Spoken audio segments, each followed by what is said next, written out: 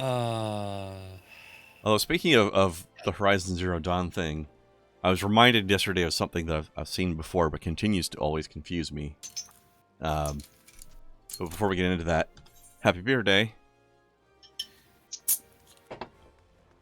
Coffee. V8. beer, behave. Twinkies. The most beer of all vegetable drinks. I don't know. Twinkies. Mm.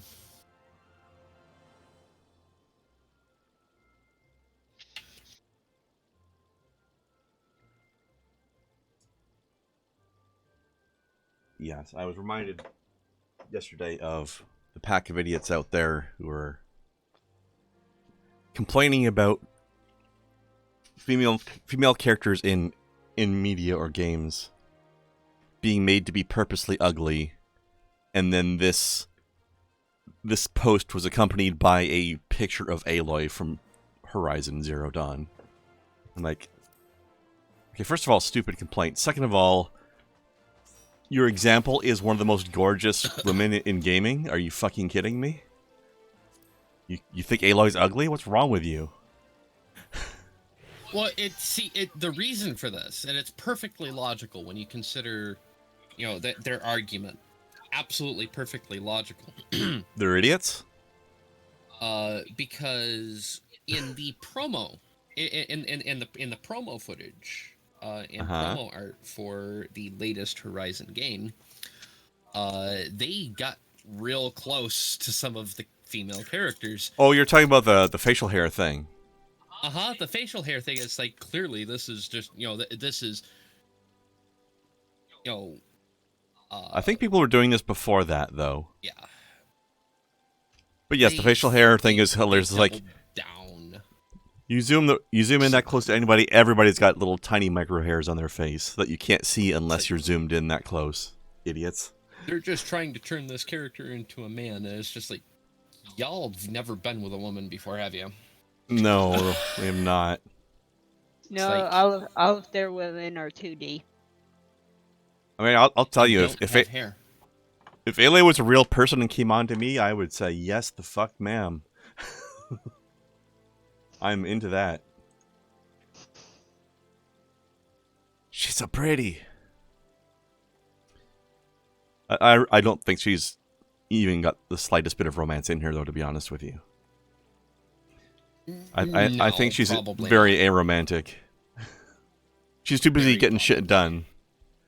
Although, who knows what the hell... Okay. Yeah. Who knows what the hell would happen to her after the end of Forbidden West, though, and all the world's problems have been solved. Until new ones get invented for the third game that they will probably make eventually.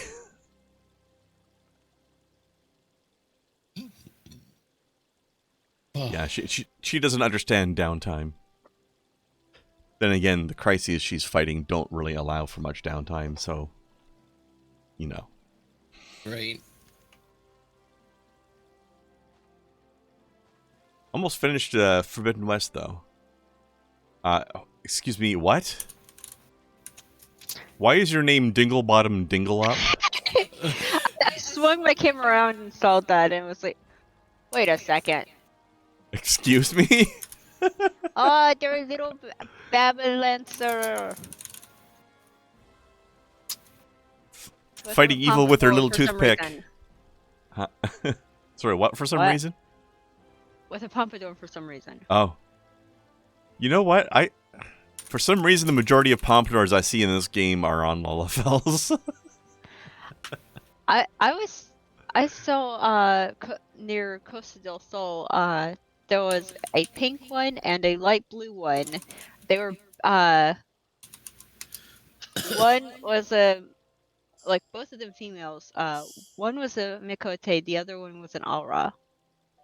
I guess someone had created a character to help their friend out. I've never seen that. But it was one noon, two sunset, three nightfall. I like that. Also, yes, that does sound pretty cute. Sorry, I was letting you have mouth noise time, and I typed. So. Sound good. I think the funniest thing about jokes like that is the name Zero Dawn actually does make sense, but that's still a good joke too. Someone finally told off someone in shout chat. We don't care. Yeah. It's so true. But yeah, I find it funny that in Horizon Zero Dawn, you spend 80% of the game trying to figure out what the fuck Zero Dawn means. And you eventually find out what it means, and it's completely logical. But, yeah. You go through most of the game before you understand the title of the game. It's kind of fun. I'm here for it. Yeah. Whereas in the sequel, you find out why it's called Forbidden West in the introductory part of the game. But I guess, they had their game for secrets, and now they can be more upfront about things after that, right? Now they have a better idea of what's actually going on, and if the idea was going to survive and, last, now they know it's going to last, they can push it a little harder. Although it's funny because even at the beginning of Forbidden West, there's only, I think, 2 or 3 people in the game world who know what Zero Dawn was and meant. Because it is a term used in the game.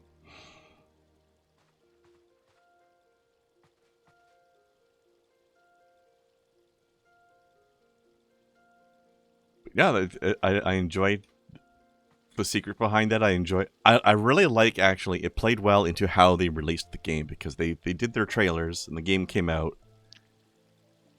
And the trailer was basically just like, here's some weird confusing shit, enjoy this. Like, here, have a bunch of tribal people with bows and spears fighting giant robot animals, and you're like, what the fuck is going on?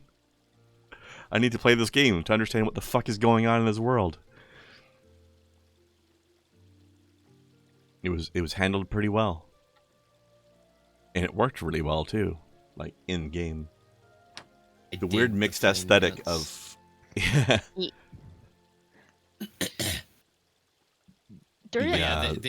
weird mixed aesthetic of, post-apocalyptic, just not even post-apocalyptic, with these absolutely massive machine creatures. There is absolutely a post-apocalyptic edge to it that I picked up immediately. I don't know if here's the ironic thing in a way. I did not feel that at all, but the story actually is a post-apocalypse, yes. But it didn't really grab me as one. Other than the fact that, it's implied to some degree because of the fact that there are a tribal-level technology society and also giant robots. So it's like, clearly these people did not invent these robots. So who did, and where are they? Spoiler alert, they're right there. Kind of. Well, but not. I actually haven't played the game, so I can't say spoiler alert, but, post-apocalyptic storyline, which is pretty obvious as far as I'm concerned. Obviously, these people are the descendants, kind of, ish, of the people who led these creations to exist in the first place. Like, you know what? That's sort of how this works. Kind of ish is more accurate than you think it is, even. Well, yeah, definitely. But yes. Like I said, I can't make any massive claims because I haven't played the game, but I think it's very interesting what they did. The parts that are, written on the cover, so to speak, you can pick out these things. Yes. Also, I really like the different tribes they have set up in the world. They created an interesting selection of societies and cultures. Mouthpiece that allowed you to use all of these at the same time. Also, in the game, you had no idea what part of the world you were in for a while until you eventually found out. But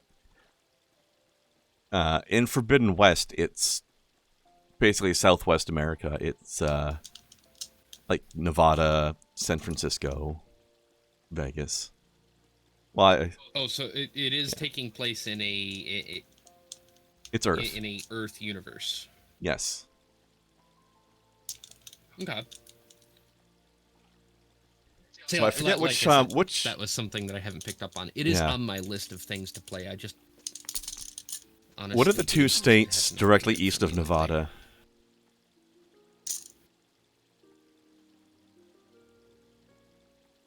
No? You don't know either? Directly east of Nevada. Because that's basically where the first game is. So that would bring, like, Utah, Colorado, Kansas. Colorado, yeah, that's the one. The first Okay. game's Colorado. Well, probably also a bit of the first one you said that I've already forgotten. Utah. Utah. Because, you know, it's a video game, so the scale of things is way smaller. So you can cross a state way faster than you would really be able to, obviously. And then the second game is basically Nevada and California. And to nobody's surprise, San Francisco is mostly underwater. As it should be. Indeed. Ba-rum-pa-bum-pum.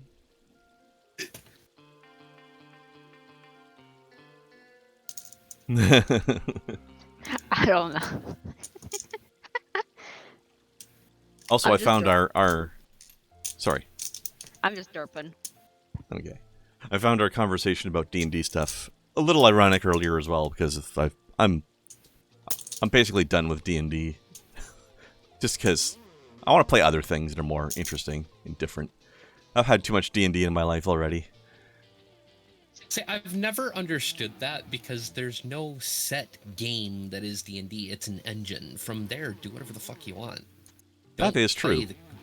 Don't play the baked-in bullshit. Do your own thing with it. It doesn't have to be. Even then, I just want to use a different engine.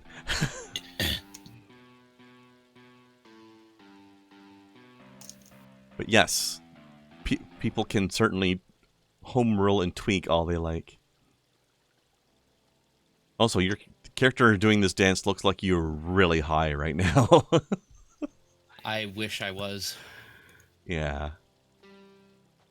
All right, shall we go bug the little elf boy? Okay.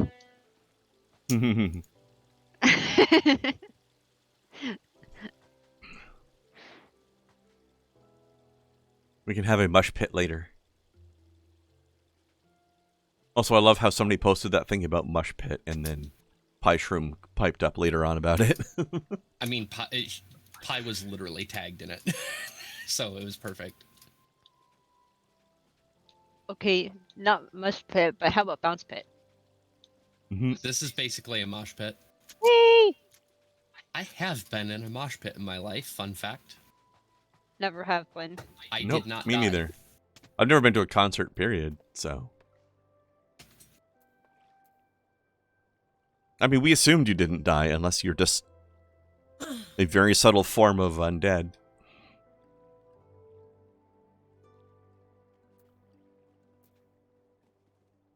That means we do.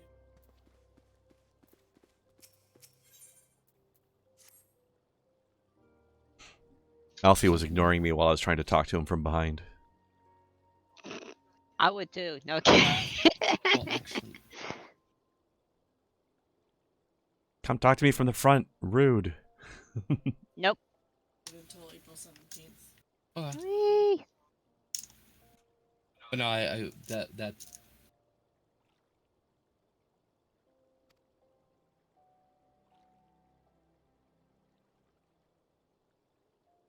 You are, of course, the scion best suited to this task, Private Adventures.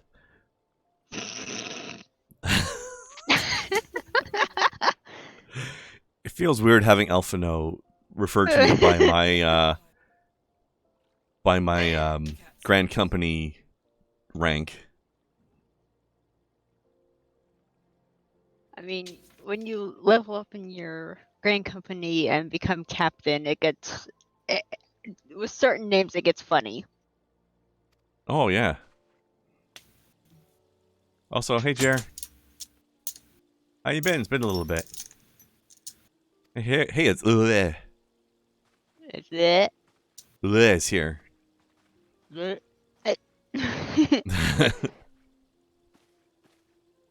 Something's about ready to happen that's going to try and fuck me over. I just got an awesome thing in the mail from my credit union saying, "Hey, let's increase your credit limit." I was like, okay, but also I'm not falling for this. Right? Go ahead and do it, but I'm not falling. I hope this letter was delivered by Admiral Akbar, because this is definitely a trap. To be fair, I don't have a lot of problems, if any problems, with my my credit union. They're always on my side for shit. That's why they're better than banks. Right? But it's always a little bit sketchy when something goes from 500 to 2,500. It's like, oh, okay. I guess we're doing this now. I guess.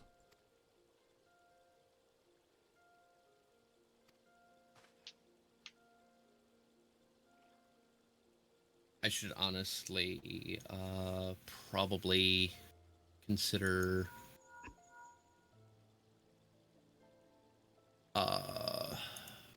getting an increase on my Amazon card too, seeing as I get cash back on that one. Ah, yeah.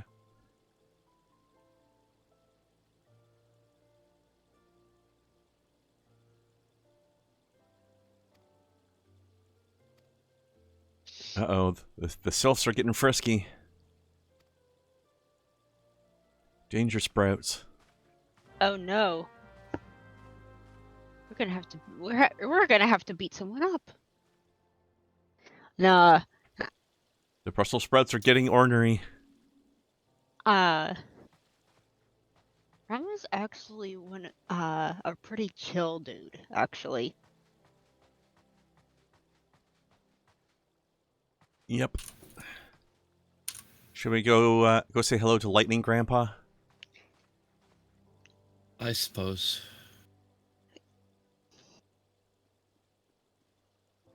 Okay, this Rising Stones. Okay, so that's gonna be a return button. Yeah.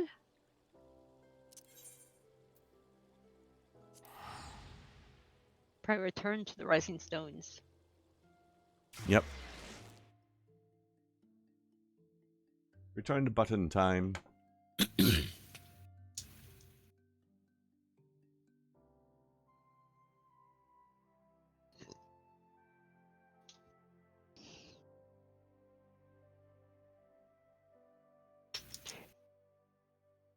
I know what this is. To find this. It's a wolf. Well, yeah. Not so It's special, somebody's doing an Amaterasu cosplay.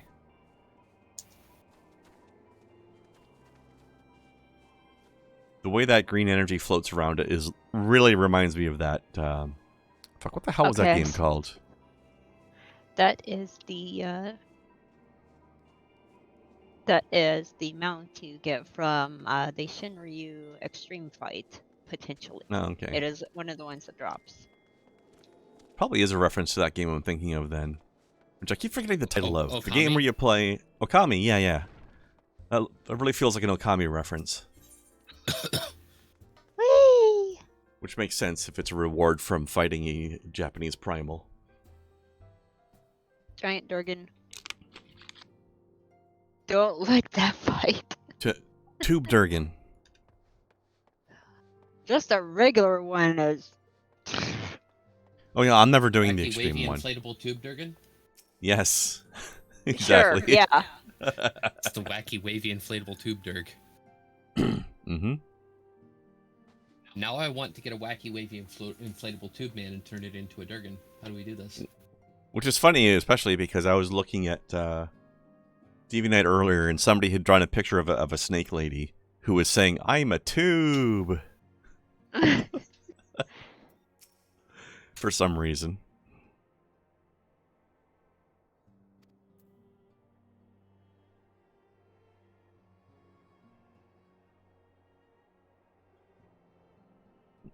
The only injury Alphino suffered was to his ego. Oh, that'll definitely heal. He's got plenty of that to go around. You could suffer one of those injuries as well, Minfilia. Just saying. Humble yourself up a bit. Facts. Lord of Levin. Hey, my favorite dick girl's here. What you stop? No.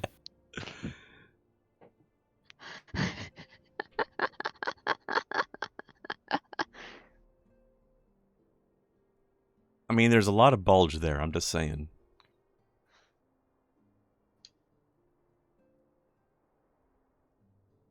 I mean, if it makes you feel, if it makes you feel any better, based on how the shorts look, she's wearing the hempen bottoms for humans in the game, so she's literally just wearing underwear. So you're saying every human female is actually a fuda? Sure, let's go with that. Jeez.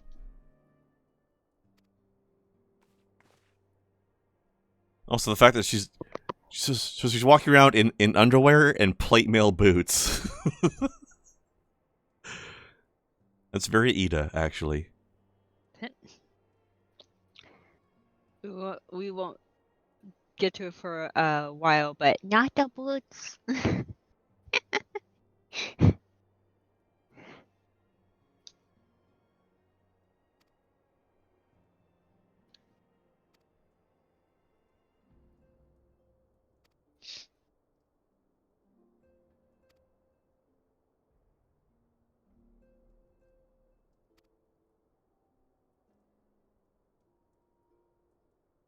Oh, Stola mad. Yeah.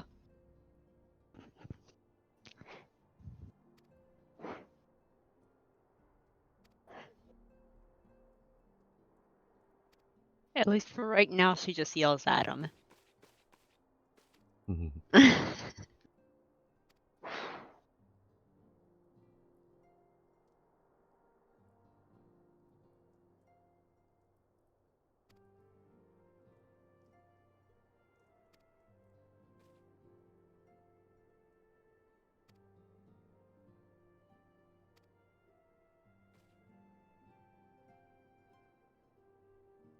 She's a leg model. The plate legs are required by her insurance policy. I mean, that makes sense. They got to protect her. Her legs are how she gets paid, so she's got to protect them. Also, you get hit by some kung fu kicks by somebody wearing plate mail boots. That's gonna hurt a lot. Oh yeah.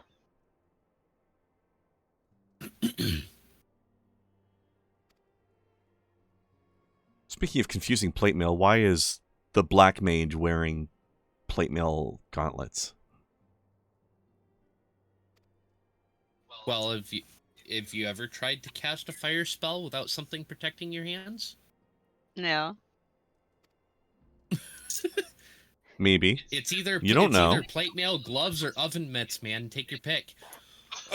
Also, starting out. See, oven mitts would make more sense. Oven mitts look goofy though. Yeah, but all the warriors are wearing them. Asbestos plate gloves. So you're gonna say Snow? Starting out, thaumaturges have the ability to have one-handed weapons and a shield. Well, that's been around for a little while. When you get to a certain level, you can go to two-handed, where you don't need the shield. So. Mm-hmm. It seems to go back and forth depending on quest reward. He's kind of combining the two. Yeah. You know, Jared, that reminds me of old JRPGs I've played where, like, here, have, I think Final Fantasy 1 might have done this. It's like, here, you find some armor that allows you to take half damage from fire spells. That's called asbestos plate armor. I'm like, Do oh, this is take gonna end less well, and damage. this is gonna end well 10 years from now. Just don't breathe in your armor. I thought that should have been obvious no matter what it's made out of. Yeah, whenever somebody swings a sword at you and your armor deflects it, hold your breath for a second. So you don't inhale any of the flakes coming off of the armor.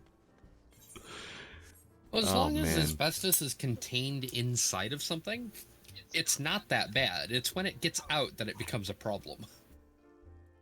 And oh boy, has it become a problem. Yeah, it really does. Jazargo Jack Jacks. I have no idea. I don't know. I don't think he does either. Then again, we can also talk about the amazing grasp on science that people had back in the day. I remember one of the earliest Spider-Man comics ever written. He decided he needed to be able to web up somebody who had flame powers. So he needed flame-resistant webbing. So he mixed asbestos into his webbing, captured the guy in question. It worked just fine, but while the guy was captured in the asbestos webbing, snowflakes were falling off of him and he was shivering because he was too cold. Because apparently fire resistance equals making things cold. Well done. I don't know. Anyways, Gudanya time. I'm not here to argue. Honestly, it maybe depending on how, I don't know. Oh, he just put asbestos into his web fluid, and now his webs were generating an aura of cold. So here's an interesting thing that happened, and it's one of those things where, you know, fact is stranger than fiction.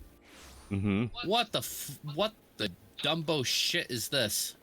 I What? don't know. Where are you? Over here by the what the Dumbo shit is this? The fuck? Oh, I see. Well, I don't know what you guys are talking about, but apparently you guys completely missed Rumphia Silver Twink. Dude, there was a 12-foot tall fucking elephant-headed, posh-looking motherfucker over here. I was more curious about that. Oh. Oh, they That's- ran off, that- but I know I'm pretty sure I know what that is, but and that's completely fair. Oh, hey, Cook Toast is playing dead again. Ah. Again? Again. Still? Is there Still. is there some sort of shit, I forget the name of that country now. Anonymous. I love it. What was the name of that island that's basically India? I've forgotten. The island that's basically India? Sorry, that was a question for Snow. Where's that? on Hun, I think it was. Where Thavnir? No, that's the city. Thavnir. Thavnir.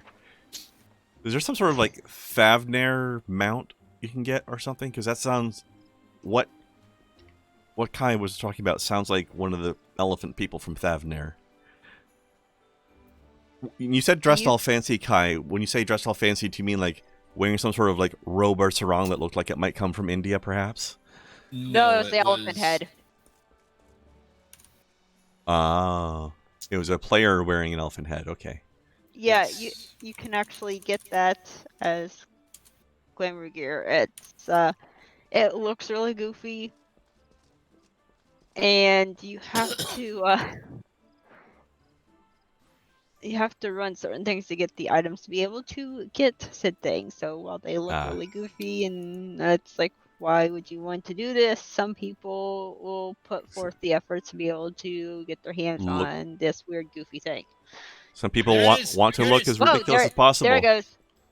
And they run off again. Get back here! Oh, I see him. Her. That's one of the weirdest guild names I've ever seen in my life. 9 times 8 minus 3. Rained out. Fuck.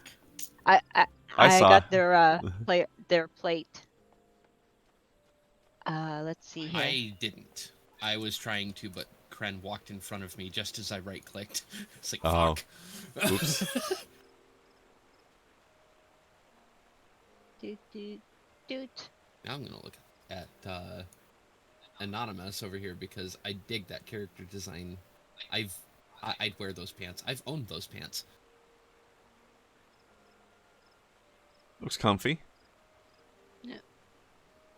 There. I There. dig it. The fat cat Also, pelt. nice sleeve. Nice sleeve tat. Yeah, that comes with the top there. Actually. Also, Jaren in chat makes an excellent point. You got to keep your asbestos armor wet so the fibers don't go airborne.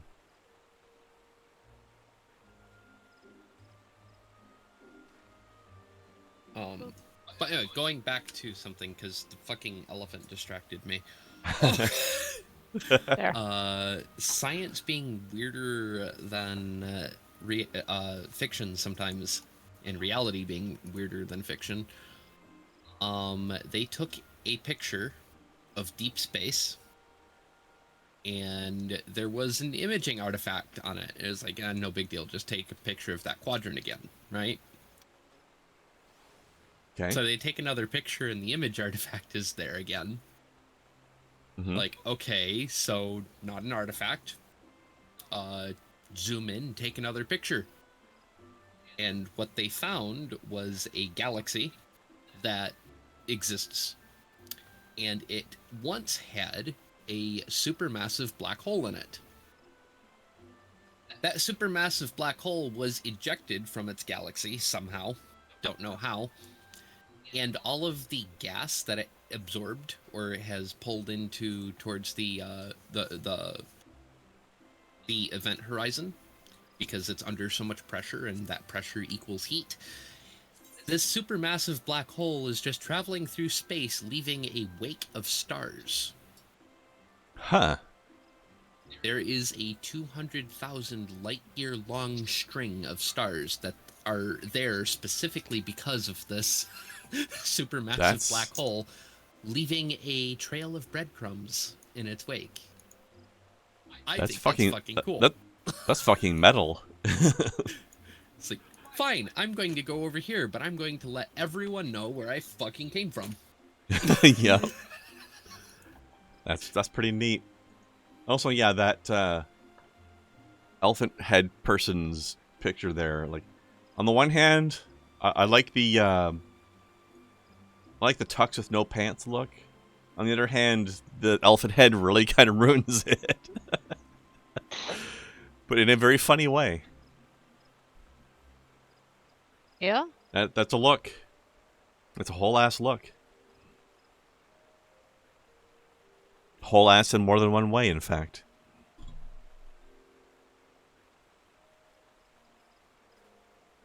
But yeah, okay, so did everybody talk to What's-His-Face and needs to know now to go to the Lotus stand? Is that where we're at? Or... Okay. Not yet. Got distracted by literally everything. There was a lot of distraction happening. Yes. There. I have talked to Dude Person. I have talked to Dude Person. Okay. I talked to Dude Person before getting distracted. You were efficient about your getting distracted. I was trying to keep up with everybody. Per Eno. Yeah. That's cute. So, that's adorable. Yeah. So it's nice that Cooked Toast has a fellow dead person today. She doesn't have to be dead alone anymore.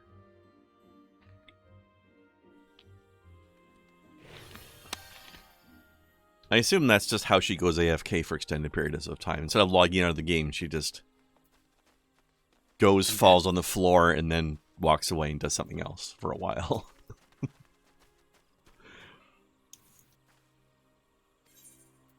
I read Silent Computer. I'm... whatever. It's almost like you're some sort of engineer nerd.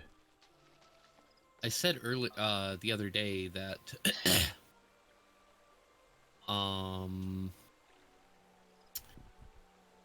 I'm combining my words today, and not in the sexy way, in the way that makes me sound like a cracked out squirrel who just got into the spicy nuts. Fun. That's how I explain my inability to speak sometimes. Makes So in the sense. way that everybody at work washes dishes except for me then. Gotcha. What? Remember I He's thought comparable. because remember I gave you that joke a while back about how there's two different types of people that load dishwashers. Those who load the dishwasher like an architect, and those who load the dishwasher like a raccoon on meth. Ah, yes, I do recall that. Similar vibes. Similar vibes. Yeah, just this has to do with my primary form of communication. But in this case, instead of loading a dishwasher, you're loading your mouth brain. And his voice was clarion in its intensity. Ramuh is returned unto the forest. Scarce had his words ceased The to little echo onion in fairy my dance ears, back there, it when was we were adorable. visited by an emissary from Little Solace. They make such weird noises when they're hovering around too. Our guest informs us that the sylphs too have sensed the They're secretly presence of the Moogles in Lord disguise. No, they're way cooler than Moogles.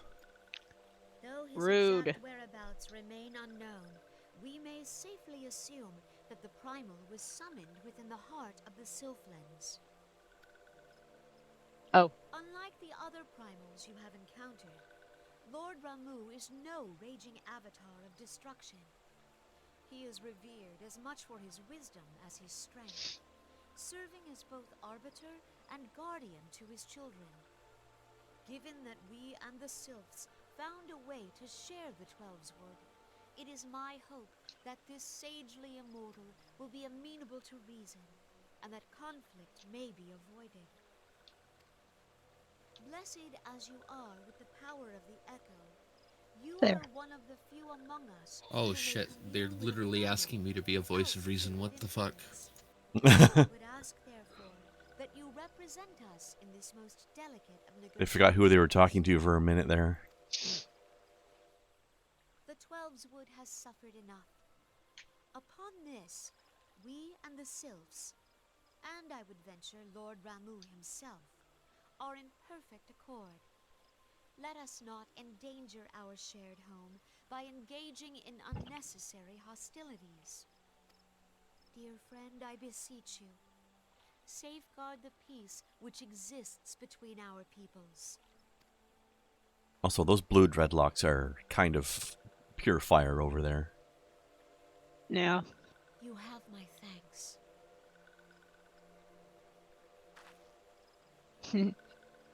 Happy onion fairy dance. Yes. For Little Solace, then. A member of the Adorable. It's a very excited Brussels sprout. blows through the forest. Yet, it is not only the Twelves Wood that flinches at its coming.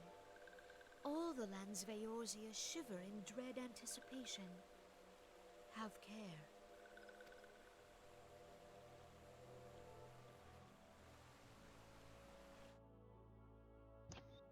Anticipation? Really? Did you just pronounce it that way? Anticipation? You want to talk about it? She doesn't want to talk about it. Yeah. That would have been a re-record this line, please, if it weren't me. Yeah. I would But agree. what do I know? Oh well. How did I end up in front of you with that? That was interesting. Hop. Good question.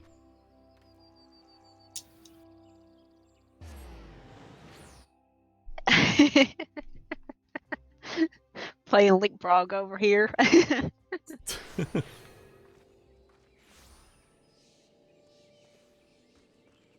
Yeah, Kai, how did you like the blue dreadlocks look on the one guard there? Enjoyed it. It's a pretty good look.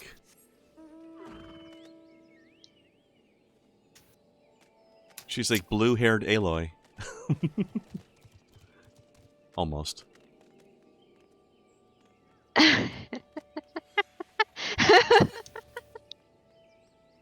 Jump a little bit higher, maybe you can get over top of the chocobo.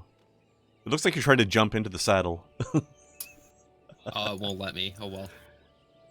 I was hoping I could jump and then just suddenly arrive, but you can't execute that command while jumping. Which is dumb. Ooh. Yeah, that would have been good RP to have you, like, jump and then be on the saddle. Oh well. No, nothing should prevent me from doing something while jumping unless it's game breaking, and I don't think this is game breaking. Whee! Forgive me here, I just don't. There's a few other silly things too, like the way it's different in Warcraft, for example. You can cast any of your spells or attack abilities while you're on a mount, and it will just dismount you and put you into combat. I don't know why this game can't do that. Other than the fact that some mounts have special hotbars of their own, which like interferes with it. I guess that's why.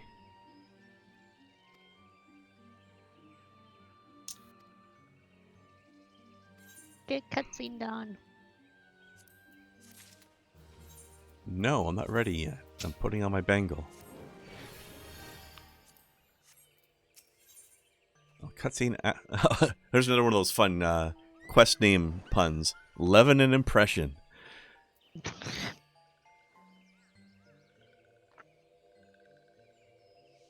Excuse me, sir. Why are you gray? Oh my gosh, Kren, you can't just ask a dusk white why they're gray. I misheard you for a second. I thought you said ask a desk. I was like, I didn't ask my desk. I asked this guy. But I know you were talking about the fact that he's a dusk white. So that's why he's gray. He's dusk white. Exactly. Fucking fight me. I say that. The look that Snow is giving me is incredulous. It's like, fucking fight me. Tell me I'm wrong. Tell me that gray is not just dusk white. Fair.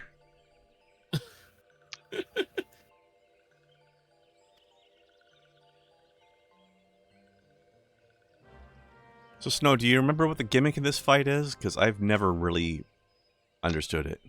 I know there's something going on with lightning balls, and I don't know what it is.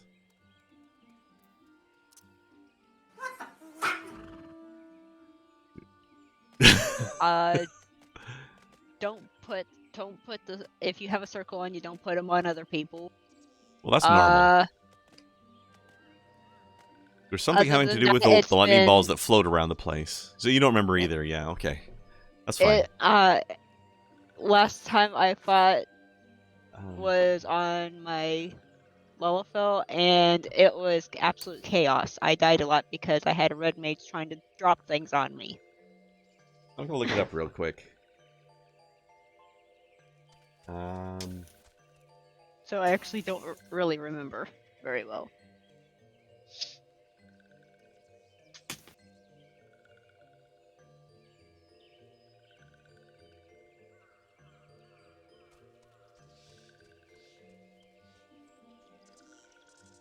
Okay, one thing is, Kai, at some point during the fight, sometimes two party members will have a blue line connecting the two of them. If this happens to you, move away from the other person that the line is connecting you to. Yep. Okay. What else? Okay, the little electricity balls floating around the arena add a debuff if you touch them. So try not to touch them. Even the person writing this guide isn't clear on what the debuff is, though.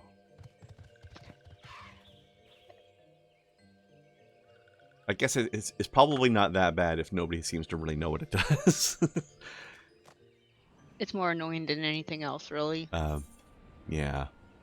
So I guess the blue line thing is really the only thing to recall. Yep.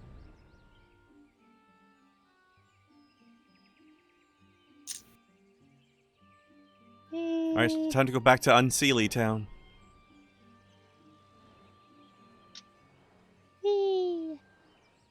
Woo. Got to about here, and all of a sudden it just got dark. It's like, oh. Yeah, there's just like Okay. a line you cross and suddenly Unseelie. It's like.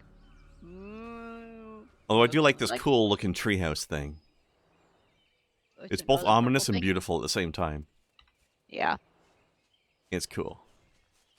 Well, I've got the ominous part down. I'm just working on the beautiful part. I missed the ground.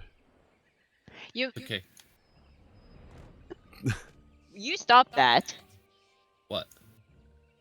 And how did you miss the ground? I pushed the button that makes you automatically land, but I was not above land when I did it, so I just sunk into the abyss. Oops. Woo! I'm surprised it let you do that, because I've done stuff like that before. It was just like, nah, you can't do that here. Usually that happens over like bodies of water or stuff. But yeah, like there's actually like more Z-axis downwards than you'd expect in this area. Wait, seriously? Yep. Whee! To here. Nice. Well then.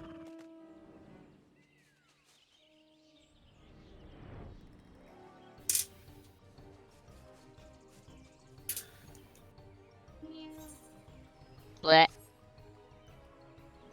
You. Okay. Not that we're actually supposed to be going instead of futzing around. This Final Fantasy XIV playthrough should be subtitled "We'll Get There Eventually." Woo! Oh hey, there's our dude. They couldn't This is say a pretty little introduce flying. village. If it wasn't for all the poison and death. Yeah. Thank goodness Gesundheit. they introduced flying, because trying to maneuver this on the ground was ridiculous. Pain in the butt. That direction.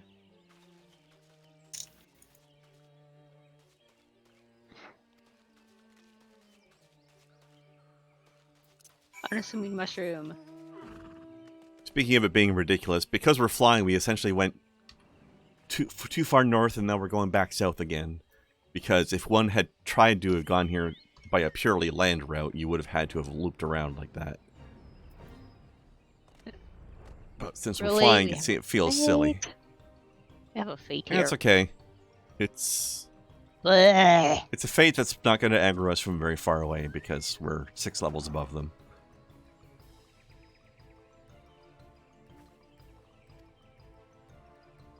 Or in your case, 7. Wait. You probably have to sink to join that fate, don't you, Snow? Yeah. We don't. We're technically not having to sink, but they're not aggroing us at least. Laughing at what Papalimos said.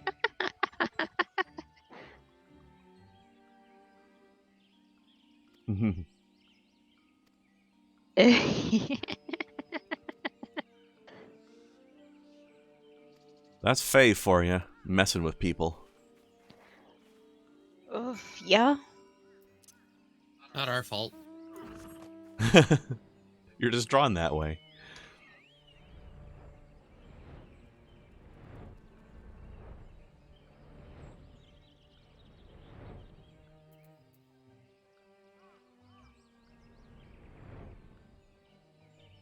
Ooh, I flew into a cutscene. Uh-oh. Which means we'll end up flying into a cutscene. Purple Brussels sprouts.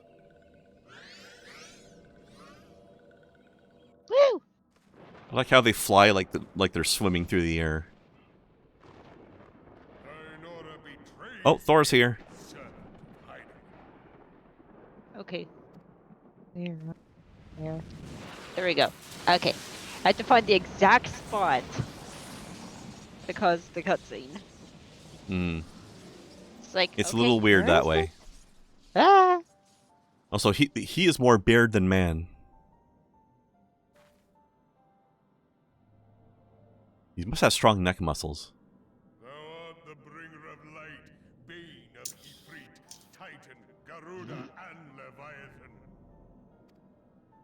I am Ramuh, guardian of the children of the forest. Ramuh and Dude Pope actually have the same character model, actually. Do you think his entire beard is actually nose hair? Nah. Thou tramplest upon sacred soil, bringer of light. By what right doth man Only the important intrude in parts. his sanctuary of the sylphs? The Gridanians proffer peace? Their words are born of delusion. I actually don't remember who voices Ramuh, but he did a good job. Somebody epic. Thou speakest of harmony, yet carest naught for my children's desires. They did but wish to dwell beneath these boughs in solitude. Yet even that was too much to ask of man. Thus did they turn to me for succor. The sentence I pronounce upon You know, they say about how wise Ramuh is, but he just seems kind of racist to me. Gridanian or Garlean matters not. The good intent of I don't one care if you're from excuse Gridania or not Garlia. misdeeds of the other. A different country did a bad thing, so it's your fault. Anguish and misery unto the flesh. All blame doth lie with the darkness that resideth in the breast of man. Bad people exist, therefore all men are inherently evil. Whence sprung this calamitous seed? In the beginning no such duality existed. Were light and dark given form when man was born? They say he's wise, but he doesn't even know where seed springs from. I mean, I can tell you that, but not on the stream. Not least why strife and sorrow follow ever in thy wake. Thou canst not deny the urgings of thine own nature. Knowing that thy mere presence here portendeth tragedy, wilt thou persist in this pretense of peacemaking?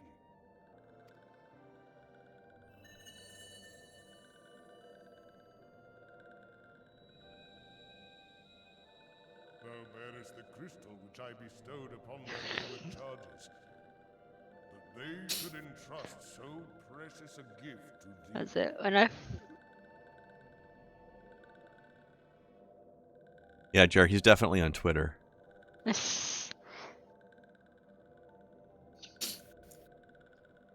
Seriously, Squeenix should actually have an employee whose job it is to tweet as Ramuh once in a while. Thou standest apart from thy kin. Thou art the bringer of light, aye. But there is something more in thee. hi, Bess. Very well. Is it I both shall here? consider Yeah. thy proposal. Shouldst thou survive my trial. If thou wouldst champion the cause of harmony, I must have proof that thou art fit to play the role. Wither mine ire, and prove to me thereby that thou hast strength enough to stay the darkness which threateneth to consume thee. Yet if thou shouldst be found guilty, know that all men shall perish in the storm of my judgment. If I don't like you, then I'm going to commit genocide on your whole race.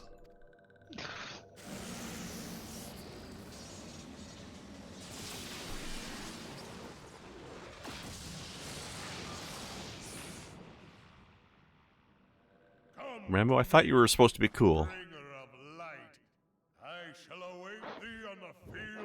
He is after you kick his ass a few times.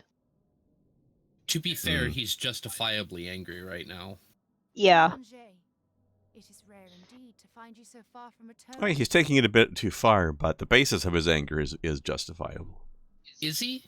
Like this is this is the supreme being that is supposed to be taking care of these people. It's the exact same thing that Merlweb is doing. Yeah, but Merlweb's not like, I'm going to go out on a crusade and kill every kobold and Sahagin on the planet. Ever shall this scene remain etched in my mind's eye. Beg pardon, my lady. Which is basically what Ramuh did the equivalent of just now. Also, Urianger, take those goggles off of your goggles. No. And he actually did not have the goggles on his goggles. Prove it.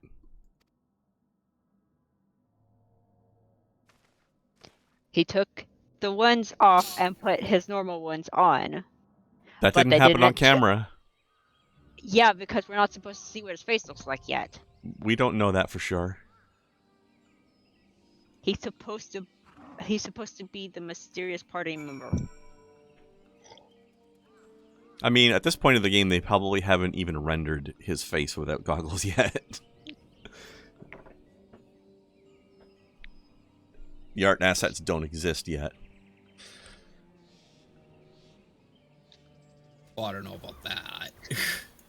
No, I guarantee they wouldn't. There's no reason for them to.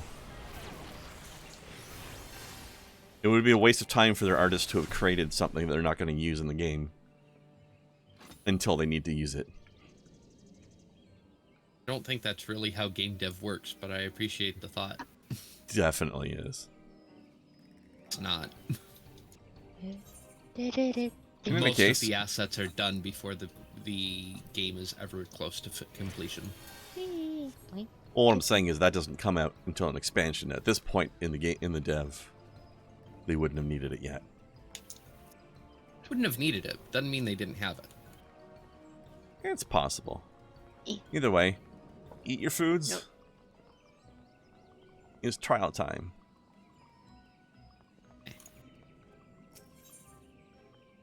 He's gonna need some milk. Definitely. Ramuh's about to need some milk after we beat the hell out of him. Whatever that means. Remember, more espresso, less depresso. I'm Who's still that? depressed, but now I'm fast. I actually really like Ramuh's music. It's good. Still depressed, but now I'm fast. Beast. Hi, Larson. Thunderclap those cheeks.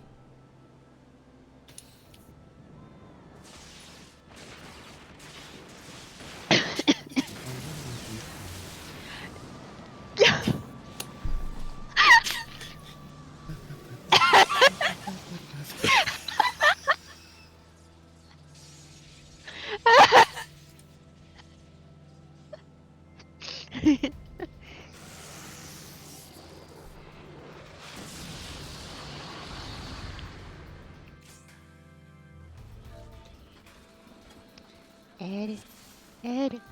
Okay, what we doing? Okay, Violence. we got everybody. Oh, okay. Fuck, I'm glad everybody. That's beautiful.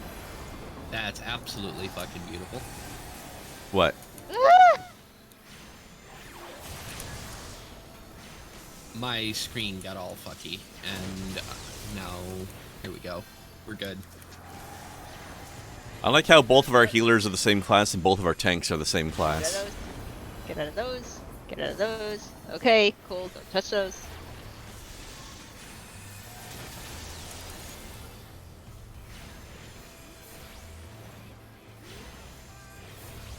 Good, you're good. Here now, a thing has happened to me. There we go. It is fixed. Okay.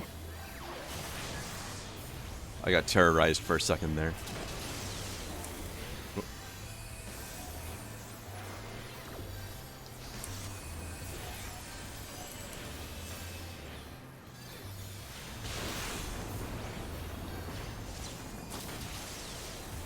Trying not to overlap those Those circles, yeah. Yeah.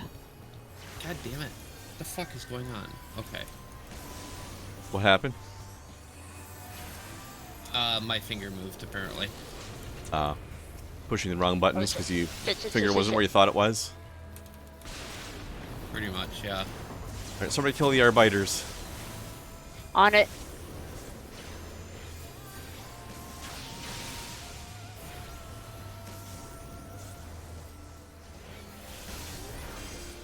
I hate people that bite air.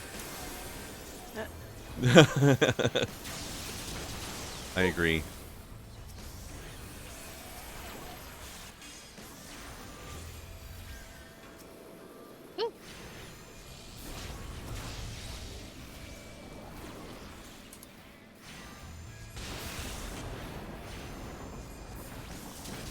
Ah, 0 damage from your lightning bolt, sucker.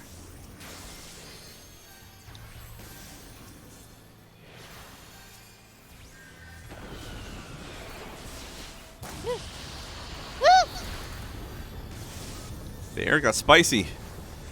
Spicy air. There you go. Yes. More spicy. Do not recommend. Okay. Oh, this person's got the title of Fey Touch. That's maybe not the best title for this fight.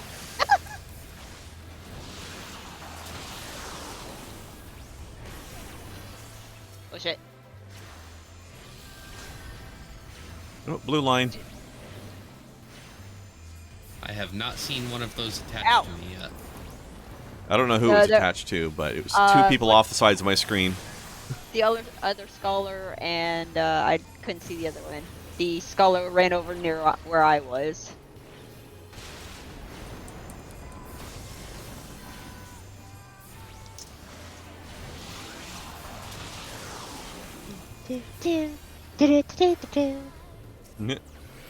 Woo! Okay, that's the thing. Oh. Okay. Well, I can't heal that person. They're too far away from me. It's okay. Hopefully the other scholar will do it. Oh, so good. We're really slapping Grandpa here, aren't we? There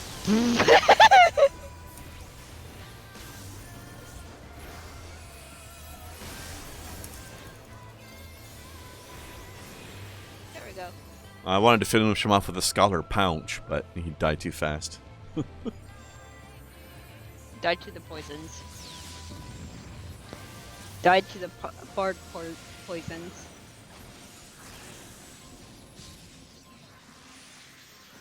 Bye, Grandpa. For now. Yes. Yeah. Why are you a Makote with a Lalafell naming convention? Maybe she's adopted. Eh.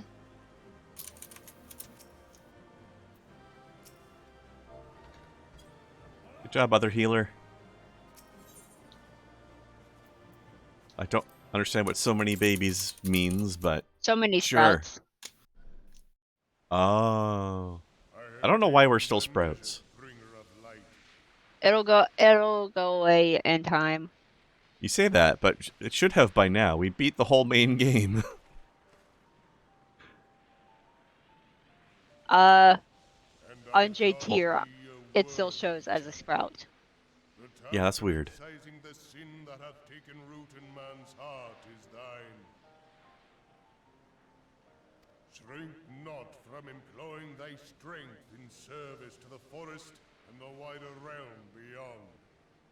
Like hungering shadows do the enemies of harmony gather. And yet another recurring theme in Final Fantasy. It's what? Oh? Although they didn't capitalize it this time, sin. This is not the first time, nor is it just the second time. It wasn't until 10 that they personified it, though, I believe. Yes. I believe that is correct.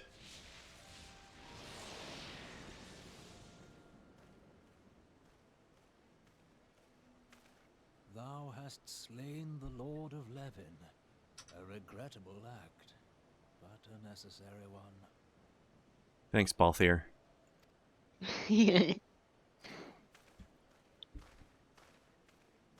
So I think this bit with Ramuh kind of makes what he was saying make more sense, and this is what I was trying to say. While he's not actually being terribly judgmental here, he's already pointed out that PC is special. There's something different about PC that other people don't have. If there's any chance for man to overcome this, it's going to be with you. So if you can't do it, then mankind is lost. That's his logic. Oh, I see what you're saying. Yeah. And I kind of get it. Like, in this specific case, Ramuh's right. Yeah. Yeah? That makes sense. But let us conclude our present business. I shall expound upon my findings at the Very many times would you find me agreeing with, mass genocide, but in this one case, Ramuh's right.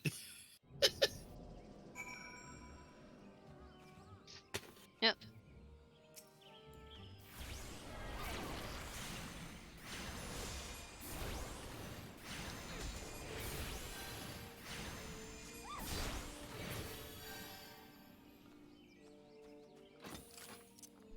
All right, let's get the hell out of Nya. After Snow finishes jumping up and down on that dead sprout. You can't use that word, Yurianjay. That's not okay. What? What? The thing in the armor. Can't say that anymore. Oh. Wow. You can't talk about you can't talk about the Domans like that. You can't say that anymore. You especially can't say that anymore now that the Domans have moved in. Though my personal opinion is that as long as that word is used appropriately, like lesbian anger did. What? It should be acceptable, but I wanted to be, I wanted to be an ass.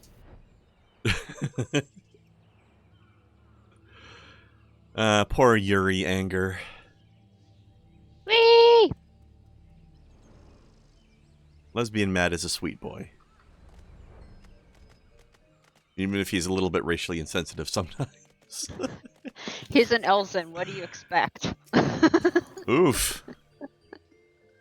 Wait till we get to Heaven's Word. Oh yeah, fuck. Those people are not okay. They are not okay. Honestly, it kind of reminds me of a joke. I'm going to DM it to you, Kren. I don't accidentally stream this. Oh no. Oh dear.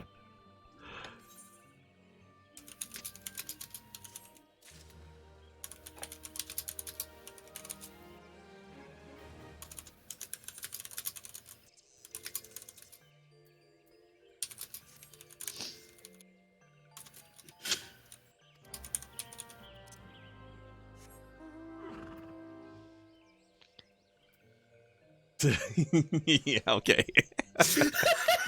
What? That makes sense. I'll send it to you. Because I can literally just walk over there and read it too.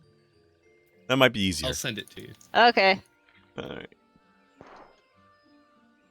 She really wants to make sure it's in your DM history.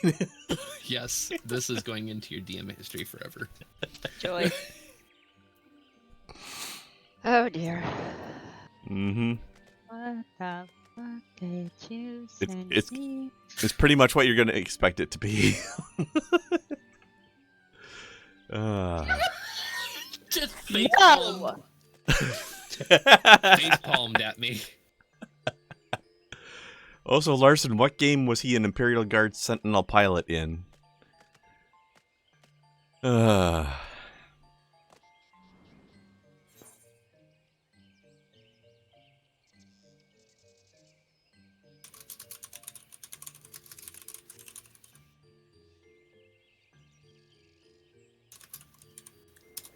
Can we literally teleport back to New Gridania after this? Alright.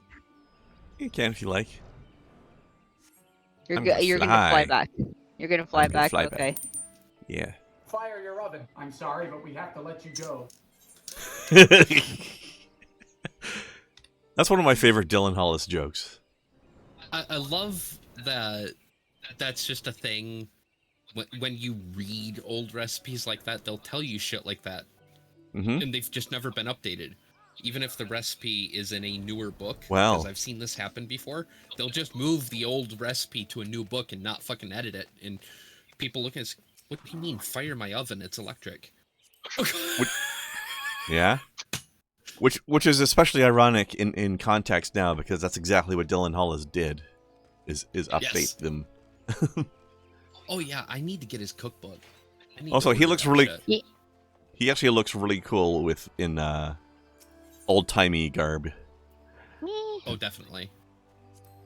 I mean, he didn't pick this era accidentally. I'm sure the old school cooking thing is something he chose by passion. Probably just mostly curiosity as well.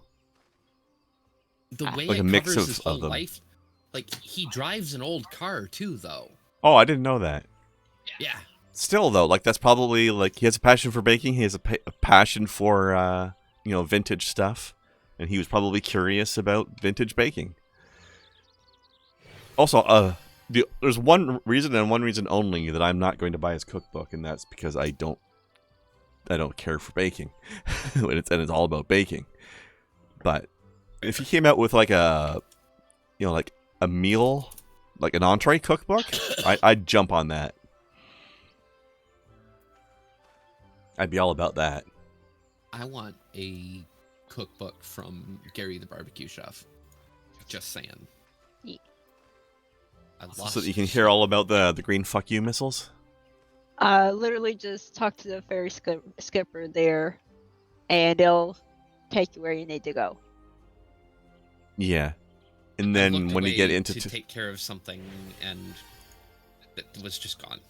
Sorry. And when you get into town, there's an aetheryte crystal just inside of town you can use to teleport to the Conjurer's Guild. Also, Yep, Larson, right I didn't know that Gideon Emery was in Dawn of War 2 Retribution, but that's probably because I never used the Sentinel unit. You said Conjurer's Guild? Yep. Yes. That's where the Lotus Stand is, which is their seat of government here. I just love whenever you come out of the animation snow, you just immediately, your one hip drops and your knee bends. It's just like, this is your, I'm teleporting, I'm idle. Yeah. But I find it interesting I'm doing the same thing, but the cultural differences between the three main towns, because you've got like in Ul'dah, their seat of government in the city is located basically where you would expect a seat of government in a merchant town to be. It's just like a big conference room at the top of the place, right? Mm-hmm. Whereas here, it's out behind their healers guild, out in nature. So, and then let me just finish. And in Limsa Lominsa, it's the admiral's, the admiral's room, which is like what used to be the admiral's room of a ship. The poop deck, yeah. Yeah. You were saying? So a missed opportunity with this little area, their center of government, as you were saying. Missed opportunity, minor thing, just a flavor thing, literally. But all of these log rounds in the center, they spread out to different directions. They should have had you teleport in randomly to different directions. It would have made it a lot more magical. That'd be neat. So you're walking a different path at a random point. That could have been cool. Yeah. That would be cool.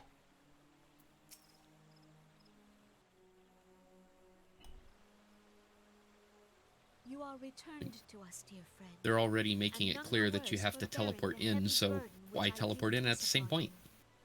Most glad am I of this. am informed that your efforts to negotiate a peace with Lord Ramuh ended in conflict. Pray tell me, what befell? We kicked his ass. I'm gonna save that for later there, Larson. Ramuh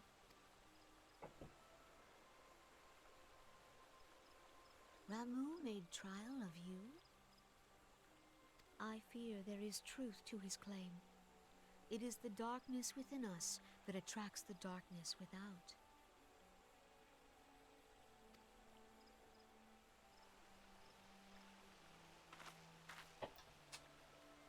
Also, this place and old share one thing in common.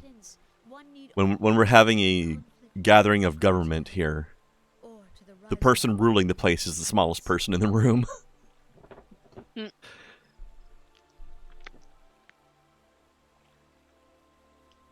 Our shared struggle against the Empire should have served to seal our union. Yet the ties which bind the Alliance strain under the weight of gross self-interest. As the scars of the calamity begin to fade, so too does our sense of common purpose. Yet now is scarce the time to forget our shared responsibility. If this new-sprung realm is to survive beyond its infancy, it must needs be nurtured by all. This realm isn't the only thing new sprung. Eorzea must be as one. Yet I fear that dream is still far off.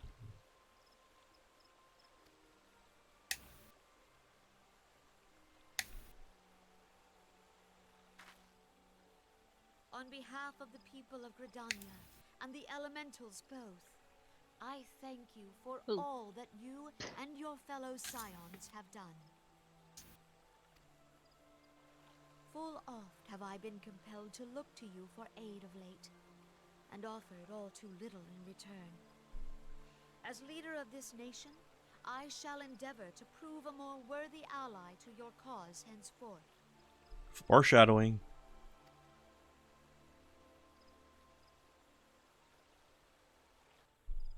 Don't worry, we'll call in that favor later. Lord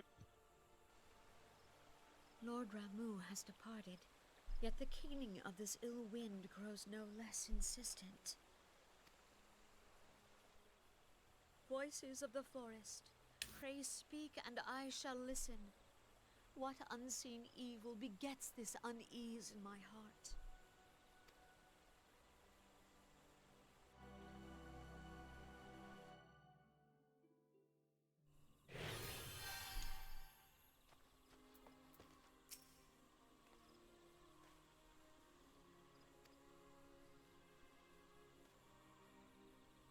Adroitness. There's a word you don't get very often. Yeah?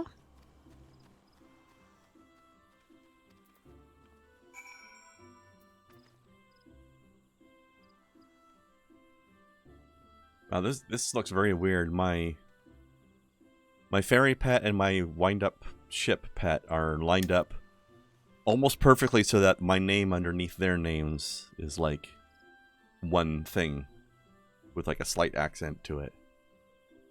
They're like one or two pixels off from each other. So it's like that thing you get where there's a written word that looks like there's a shadow of itself behind it. Mm-hmm. It's on the screen. You can see what I mean. Yeah. I didn't even do that on purpose. That's actually, I don't think I could have done that on purpose if I'd meant to. Pretty neat. It amuses me mildly. Alright. Nice new. Ayo.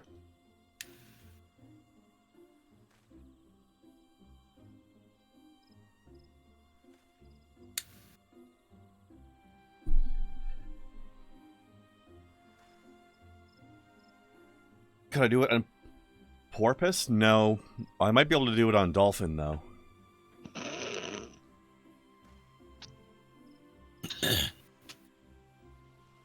But that would probably be dangerous. Dolphins will fuck you up. Dolphins are Literally. dangerous. Dolphins yeah. will fuck you and fuck you up. At the same time. Probably. No, probably. I mean, it depends on their mood at the time, I guess. But yeah, they've got nothing against doing that. Their mood is all the time. Damn, they're worse than teenagers.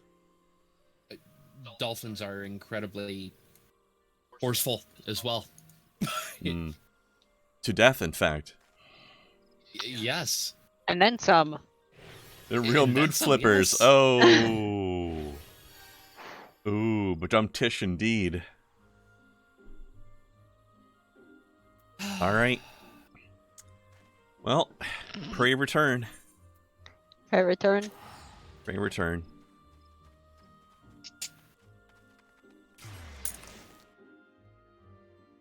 I like you ran over as I was teleporting. You were like, no! And then I go poof, and you're like, he's gone. I gotta talk to Papalymo first.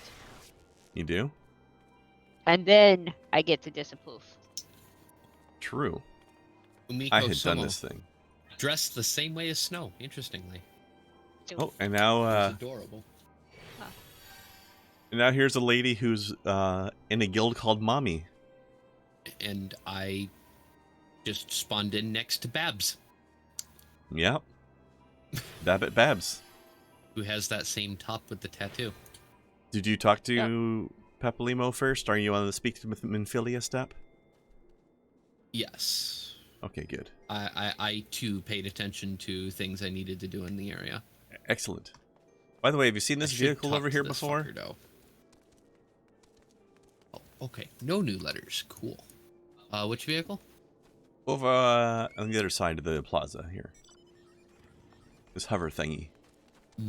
No. That you get is a bumper car. It's a fucking bumper car. Kinda. However, that also, I like the very precarious cargo in the back that's definitely going to fall off as you drive around. You would actually be super surprised at how good those are at not having shit fall out. It's a hammock. Yeah. Once thing go into hammock, it doesn't come out until somebody wants it to, assuming they're, assuming it's tied up properly. This appears to have the proper amount of slack, so that's true. I suppose a lot more stable than you might think. There's a property to it where if the stuff in it sways around, then the bottom of the hammock sways around with it. You wanted to talk to who, you said? Before that happened, you were like, I should talk to this person. What was that about? Oh, the mail thing. You were checking your mail. Yeah. Okay. But yes, that is a mount available much later in the game.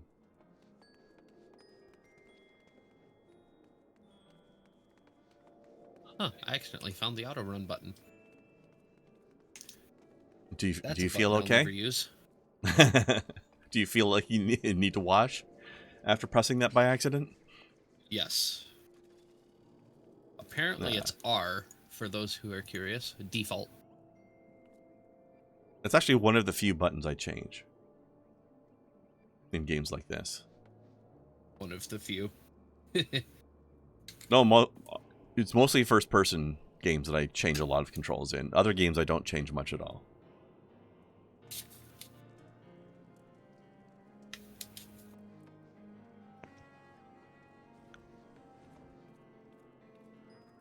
First-person games, though, I change the fuck out of almost everything.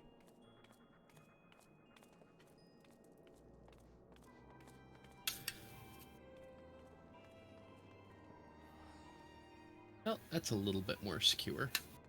What? And you can't see.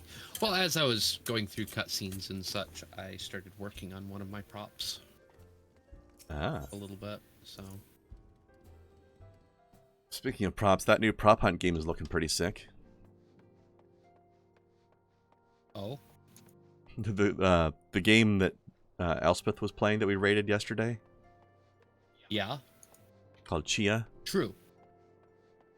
This definitely did look has prop hunt energy to it.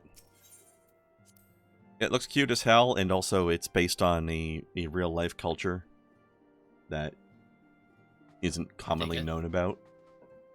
What was it? New Caledonia or something like that? New Caledonia? Something like that. It looks pretty cool. I want to play that game at some point.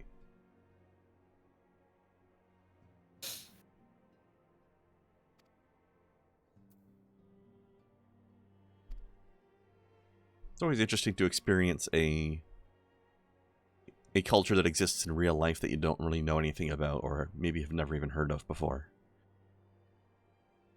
Right? I have heard of that country before, but you don't hear about them very often. So, I don't know squat all about them. Let us assemble. Scions assemble!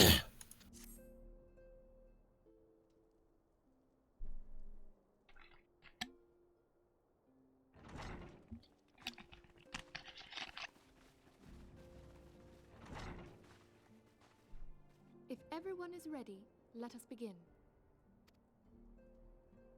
Urianger, the floor is yours.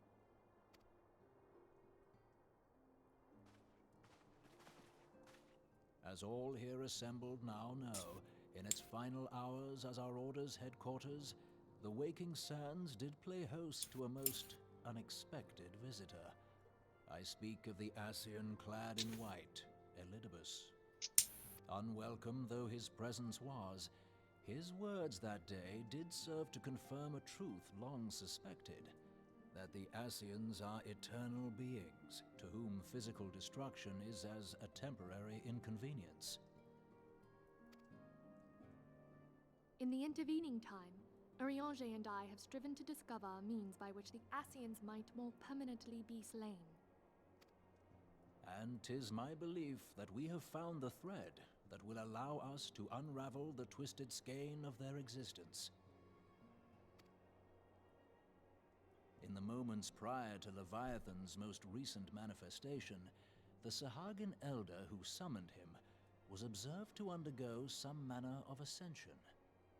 The etheric readings taken by Y'shtola at the time of this transfiguration have proven most enlightening.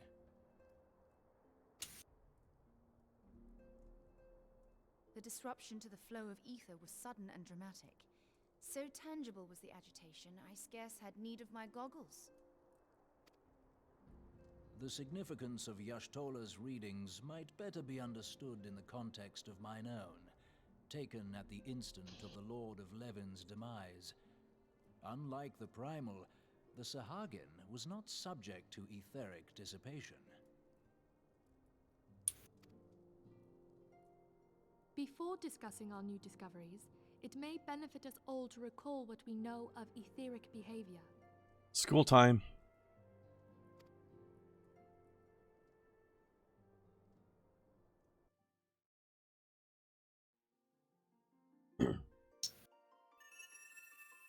Let us begin at what some might call the end. When we who dwell in the material realm die, our spirits dissolve into the flow of ether and are returned to the ethereal realm. Yes, Larson, this will be on the test. The restless energy which suffuses that flame streams back into our world, giving rise to new life. It's a glow baby. 'Tis as the heavens did decree, the way of all mortal souls. Twixt this world and the next do the ethereal currents swirl, bearing the very essence of life. Thus doth the cycle of birth, death, and rebirth continue unabated.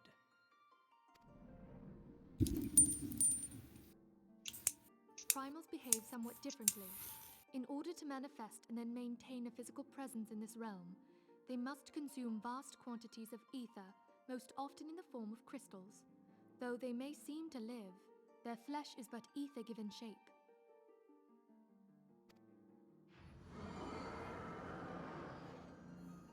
Thus, a defeated primal leaves behind no broken corpse.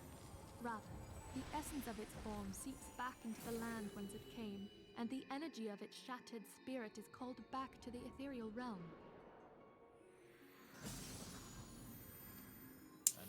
it waiteth till next the prayers of the faithful do draw it forth from the sea of ether to take their offering of crystals and make for itself a new body.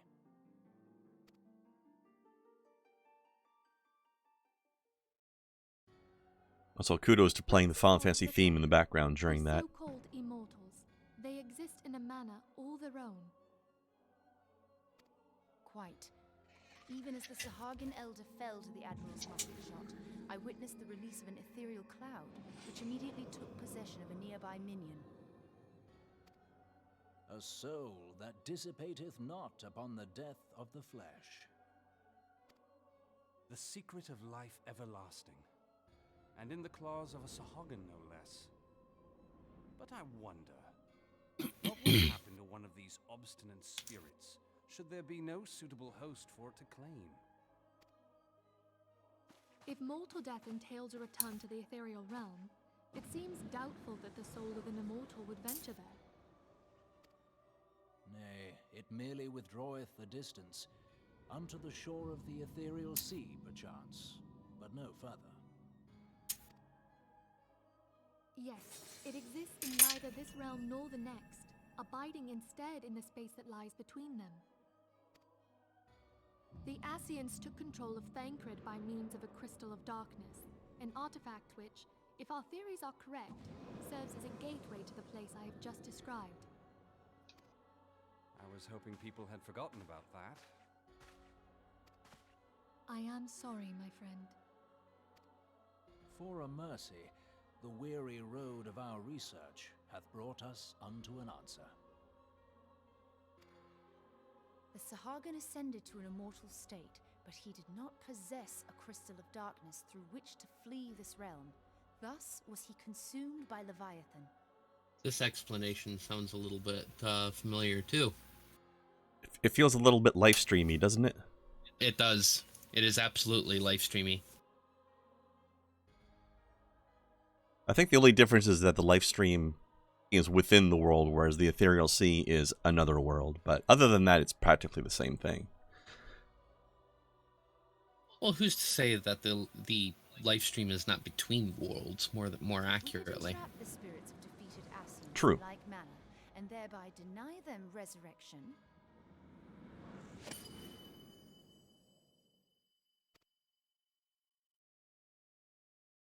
Also, I like to think that they're using actual, like, illusion magic too, so that everybody there sees the cutscene happening. Well, clearly. Mm-hmm. Only when we have trapped the bodiless soul within an ethereal prison can we hope to defeat its unnatural constancy. Thus might even an eternal paragon... Okay, if it's aetherite, it's not ether, okay? Just saying. Also, I like to make that distinction as well, because we have, you know, a potion we can drink to restore our mana, which is called ether. So we need to distinguish the potion from the energy type in some way. These feats are, of course, far easier said than done. Boo, Larson, boo. Not your best, Larson. You've done better. It wasn't bad, though, honestly. That pun was definitely pretty close to full grown. I'm used to better from Larson. He makes a point, though. It did have to be done. Not every single pun can be a banger. Fair. Some puns demand to be told, regardless. And that was definitely one of them. I will depart at once to convene with the sages of Sharlayan. Together shall we divine the steps by which our goals may be achieved. Also, I like the little metaphysics lesson there. That was a nice little bit of story, giving you more depth into how the world works.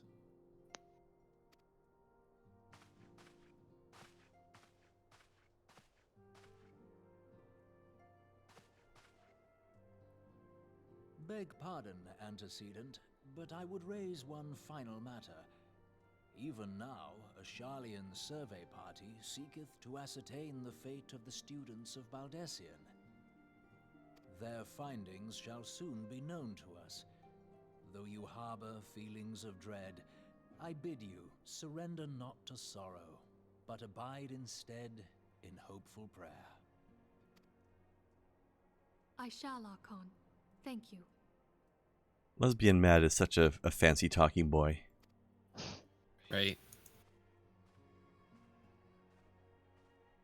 They do a good job on that writing. Like, that's very fitting to the old school. Oh, and now is the cutscene of, this is the most Organization 13 thing the Scions have ever, or the Ascians have ever done. Still a bit behind. The Kingdom Heartsness is about to jump out and slap you.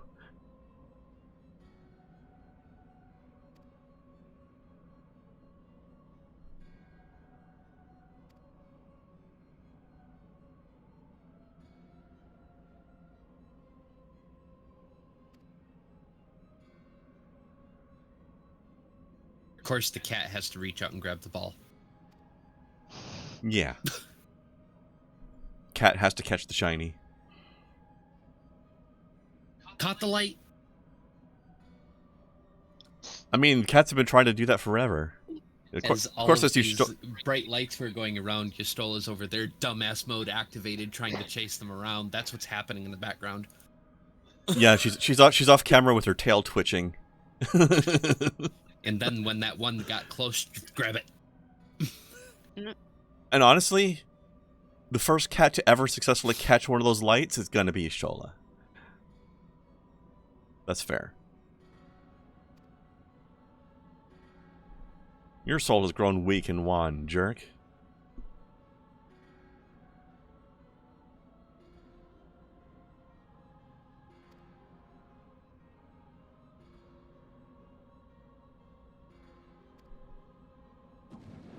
Hey, Jack.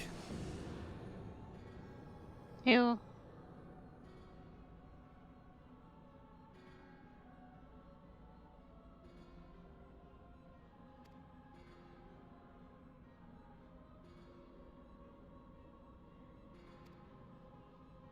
Also, this cutscene is way more interesting now that I've finished the game, and I know more about the story.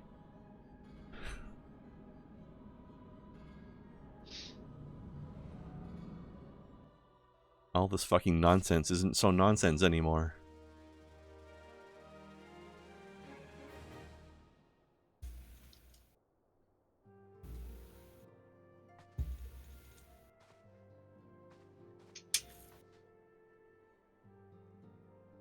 Also, Larson, if we're going to be talking about an outfit of belts, that's Lulu, not Riku. Alright, I'm going to wait for the cutscene to be over before I babble about anything much more. Not nearly belty enough for Lulu, though. Right. I definitely do get Riku vibes. I understand it, but it's not the outfit. It's surely not the belts. Oh yeah, this is Organization 13 as fuck. Right? Thank you. I've seen this room before. Yes. In Kingdom Hearts 2. with their insanely tall thrones and shit.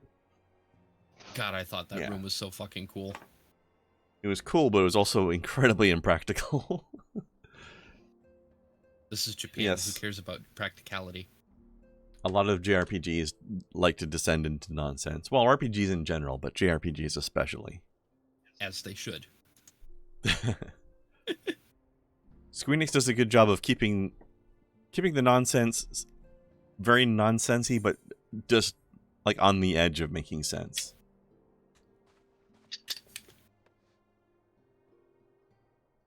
And actually, like I said, if you finish this whole game and then replay it, that shit makes a lot more sense.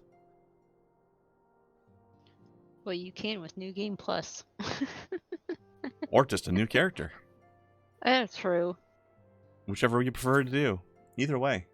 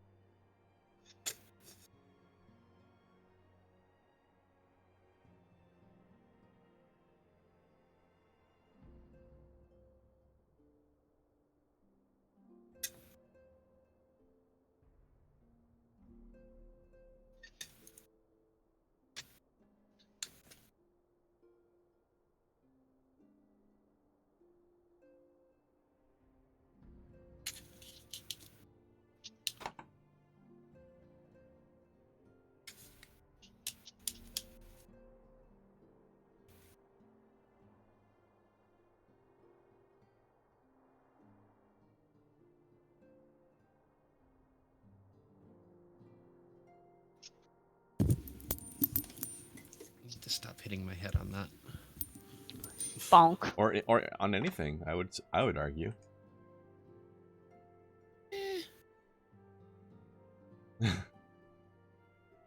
Optional.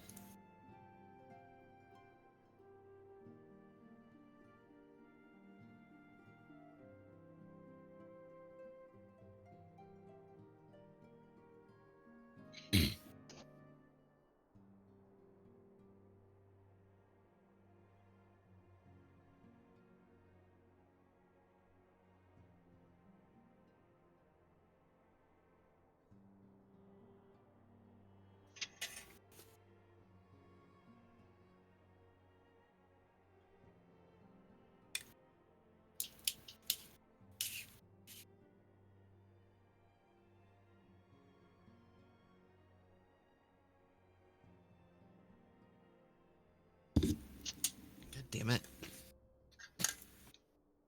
Every time I find a place for it, it turns out to not be the right place. That's annoying. It really is.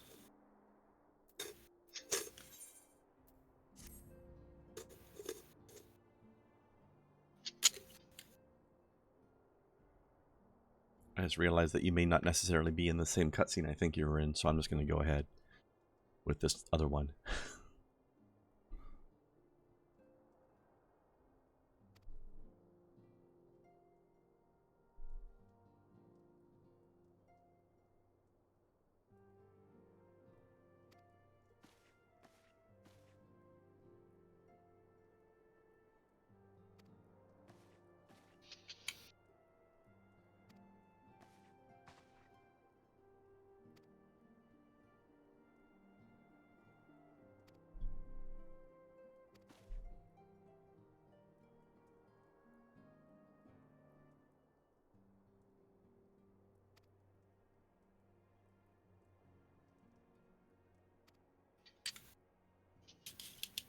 Yes, you're welcome for me beating the bosses in the game.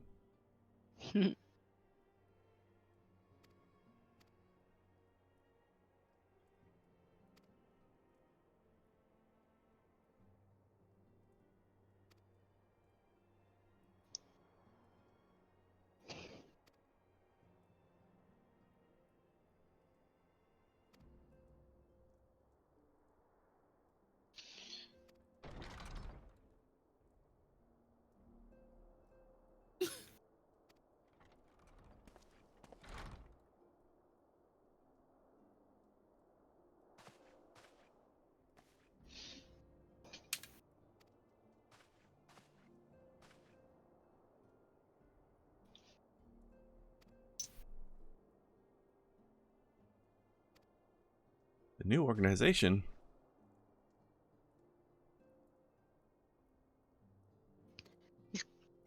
Everyone watch out, he's gonna create Organization 13. Silly Alphino, they already exist. We just saw them in a cutscene. Oh, he's gonna make Organization 14. So the better ones. Cool. Mm-hmm.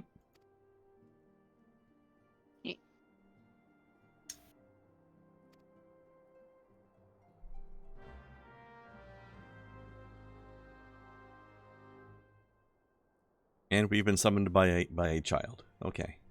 Other than Alphino, I mean.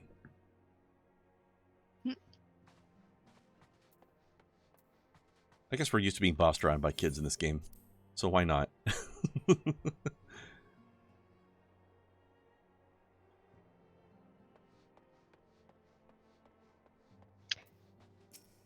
I know that they're younglings. Younglings? Oh shit. Not a big deal. There's no blonde Jedis around. The problem will solve itself. Oh dear. It's funny that you say good thing there's no Jedi around when the prop I'm working on is my lightsaber. Just saying.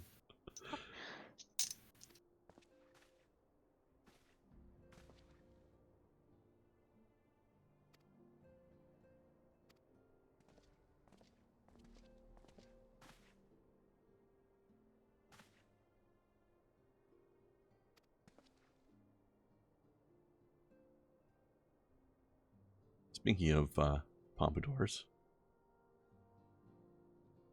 He's got a short one. And it's pink. Yep.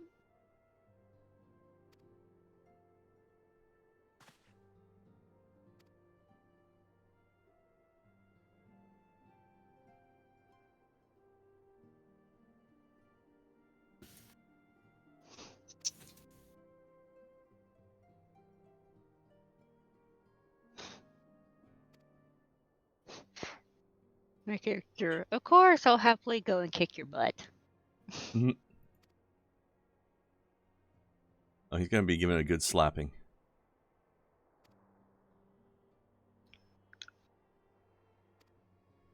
And now he looks like he's stoned.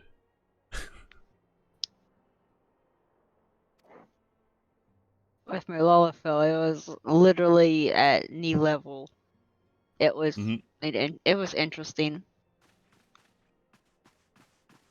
That has to be embarrassing, getting your ass kicked by somebody a quarter your size.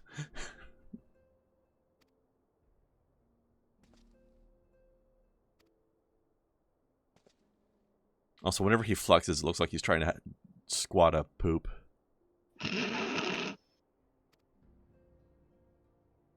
Fine, Larson, I will remove my hat for 5 minutes. So there. We'll go out and wait for Kren, I guess. I'm loading out.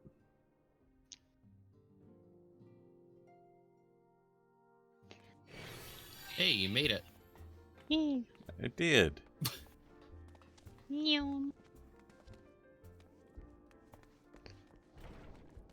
gotta go Sup, this way. Squark? Oh dear. That was explosive and unnecessary. What the hell was that? A giant flying cat thing. Giant Moogle. It is a 2-person mount. Yes, that's right. Also, they made Moogles more cat-like here than they have in previous games. Yeah. In Also face. more bulbous. Whee! So this At is going to be a least they're scenario, not so tall. we're going to have to split the team. Boop. That is one fey-ass chocobo. Holy shit. Like, literally fey-ass. It has wings on its butt. Yep, that is the Titania Barding. Yeah, that makes sense. See you on the other side. Aye. I am ready to begin kicking your ass. How embarrassing is it going to be being a giant Rogadin in plate mail, having your ass handed to you by a healer? How about this, having your ass handed to you by a small Durg? Hmm. You're going to take his kneecaps. With that axe? Yes, she is. I'm literally the height of the children, for the record. Oh geez, not the kneecaps then. Oh no. So is your character not actually a very short adult, but you're actually just a child Durg? No, I'm a human child cosplaying as a Durg, apparently. Oh, okay. That makes more sense. Nobody noticed that your dragon tail is actually just like attached to a belt. Brave of you to think it's attached to a belt.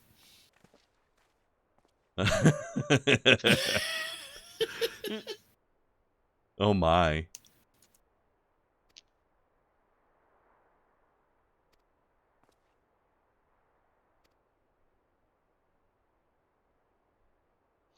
You can win, Mr. Boulder. No, he can't. Guess he is up against the power of player character.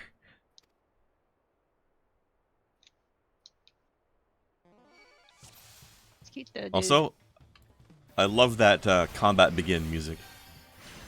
Whee!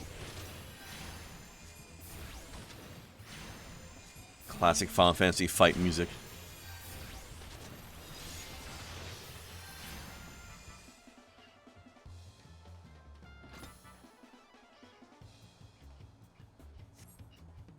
Also, you will lose because you lack the power of Tiny Fairy that I have. Me and Tinkerbell are going to kick your ass.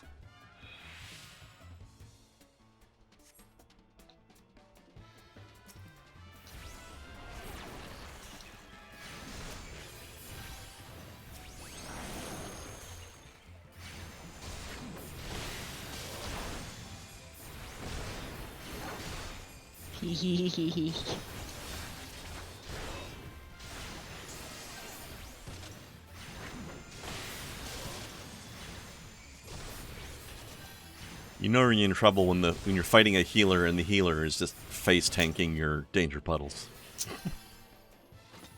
Doesn't care. You're weak, son.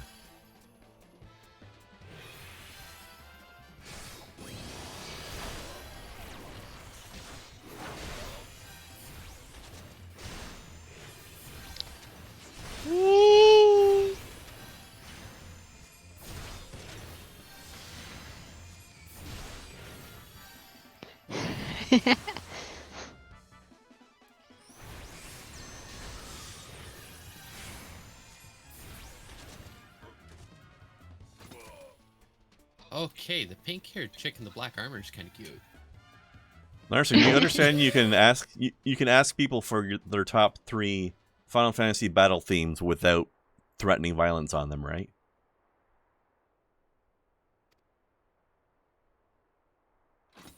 I mean, that's half the fun, though, is threatening violence. For you, maybe. It's my Norwegian heritage. Yeah, probably.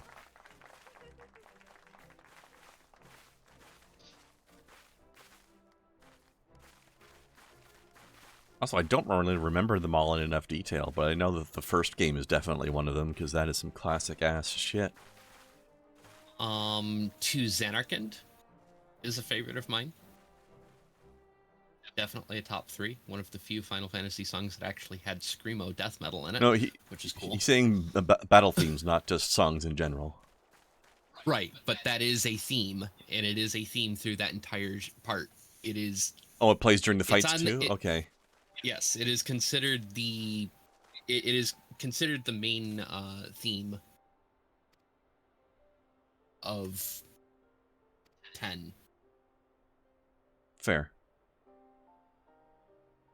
It showed up in a lot of the battle sequences in that section too, that first section there. The gun works as an icebreaker, Larson. I'm counting it. Larson, I thought we would advance this relationship far enough that we don't need an icebreaker anymore. No, Larson, don't ever use a gun as an icebreaker. That is incredibly dangerous. Yeah, use an ice pick instead. Yeah, you can't. With ice being so weird, or a flamer, how it forms, like you cannot trust a bullet to ricochet the same way twice in ice. It's weird. It's super fucking weird. Never shoot ice.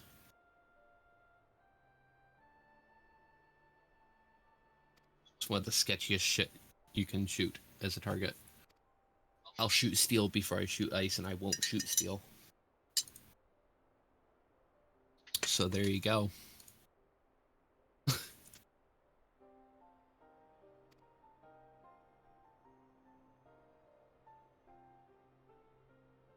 Yes, we are going to protect the realm, Alphino. We're all very inspired. But he said a gun, not a hammer. Just saying. I mean, guns have hammers. Some of them. Except for when they don't. If it's striker fired, then it doesn't have a hammer, it has a striker.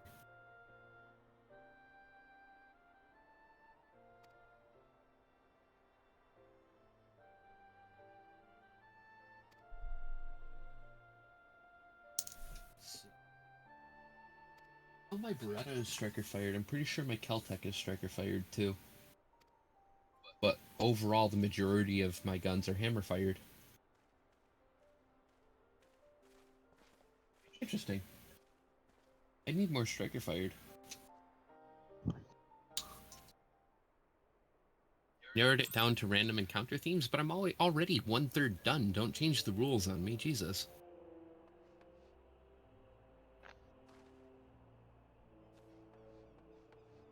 I definitely did not get the wrong title either, because I have the OST. What? Why are we talking about Halo suddenly? Oh wait, no, that's Original ODST. My soundtrack. mistake. Orbital Dropship Troop? No, Drop Shock Troopers. That was actually a weird Halo game. Spirit of the question. You have to follow the spirit of the law, not the wording of it. I don't think I've ever heard you do that voice before.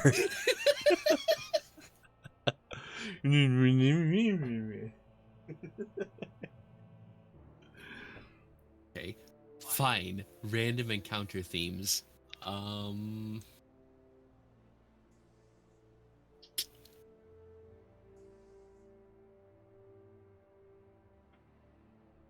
None of them really strike out, so I guess pull the fucking trigger. Do us both a favor. I mean, in a way, it's a little bit of a weird question to some degree because most of them are small variations on the same thing. So it's like pick your 3 favorite versions of the same thing. Right. If I had to go off of main battle music, God. Because they are based off of all the same things, basically, with just like minor differences between games because technology was not there to create the sounds the way they... Like, I have no doubt that if they could have made music like this back in for the original Final Fantasy, they would have, but they couldn't. The tech wasn't there. Right.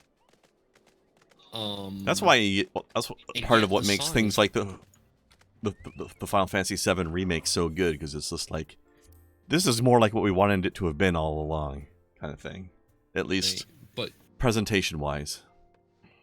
Like the Chocobo theme, let's take that as a because that is a theme.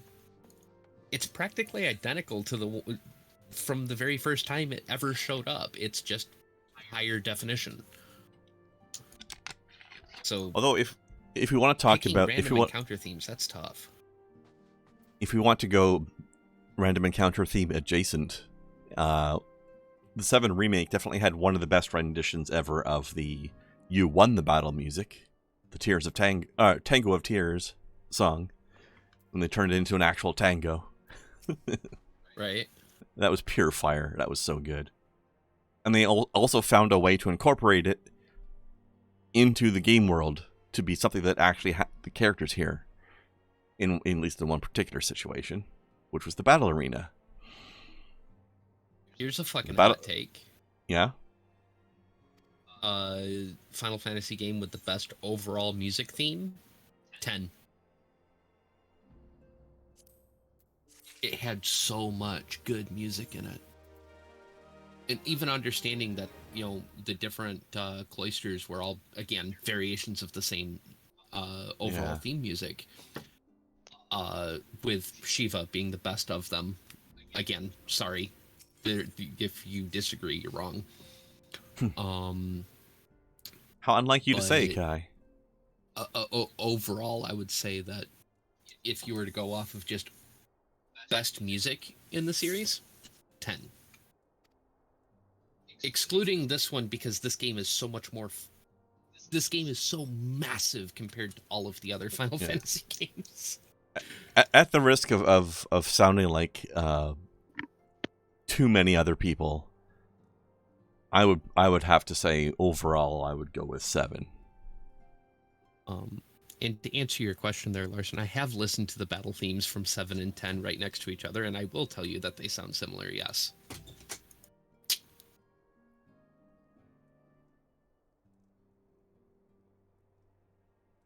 The leaders of the 3 nations have been deliberating over an accord that seeks to bring the disparate forces of Eorzea together into a single entity.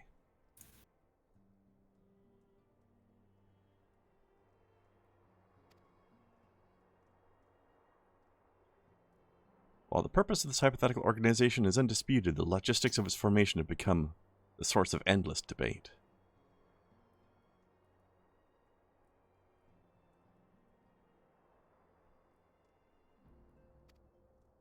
Not a silly thing to say. You said similar.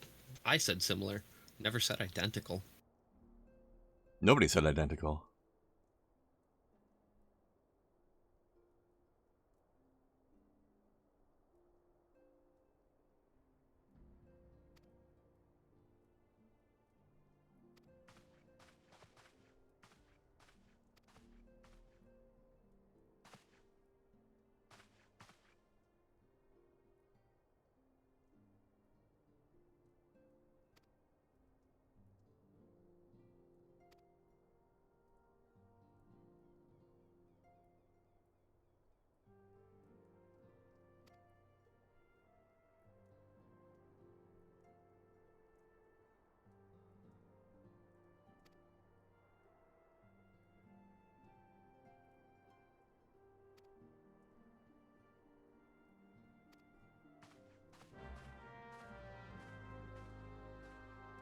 Alright, Kai, are you ready to go and recruit members for the Scion's own military that is going to now exist?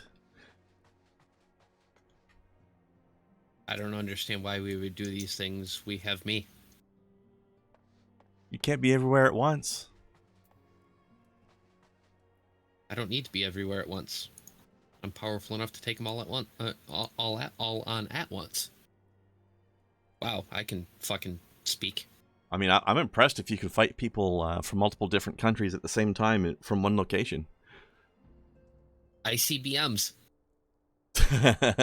That's exactly why they exist. But that's the most ironic thing about them. You don't even have to see them. Intercontinental ballistic missiles. Mm-hmm. Yeah. They don't even have to be in the same room as you. They just need to exist somewhere. As long as you can direct them to multiple targets, you're good.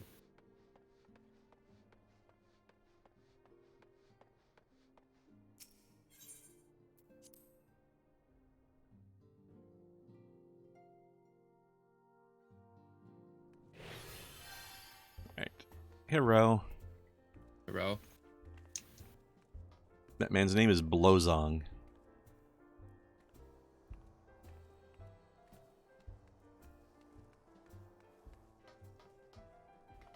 Behind you. Oh, what? True. Blozong. And this lady, I don't trust this lady. Her name is literally Fallacy.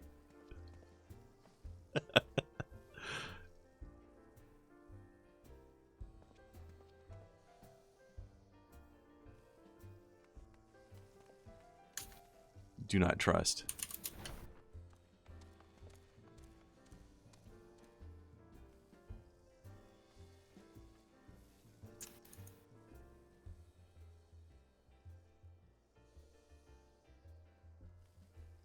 I do appreciate the fact that they've coded in the sit emote to actually use chairs that exist near you when you use it.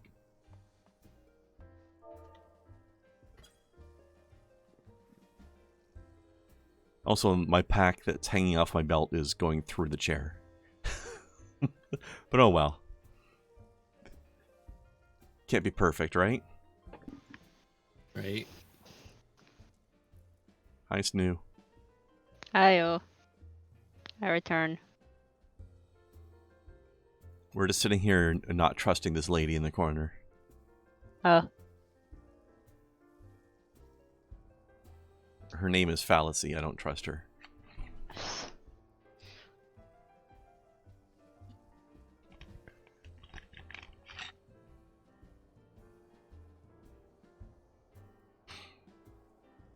Cute, though. She do be cute, though.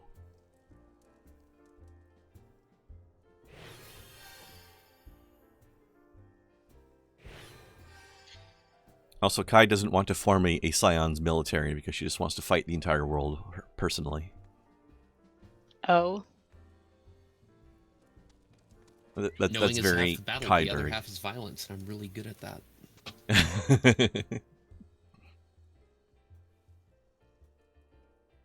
Where's my cake? Give me my cake.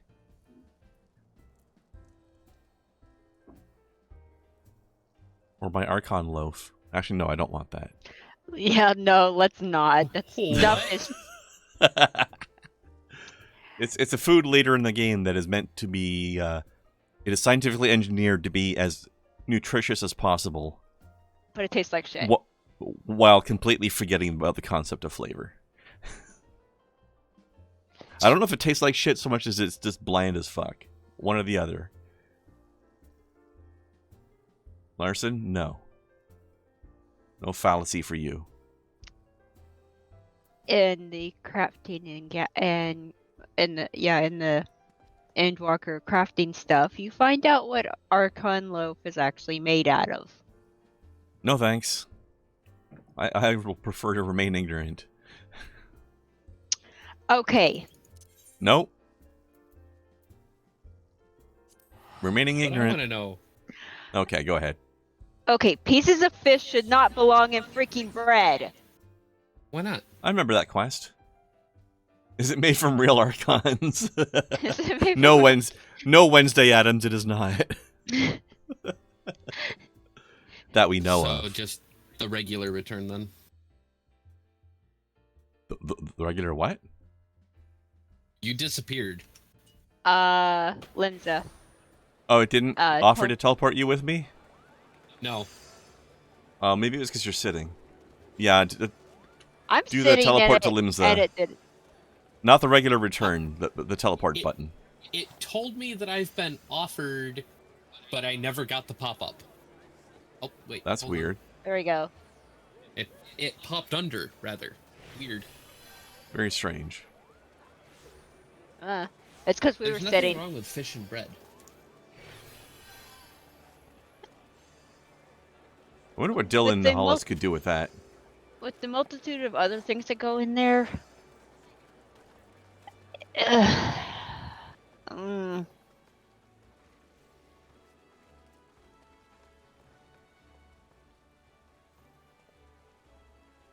Wow, somebody has a rice ball on their head.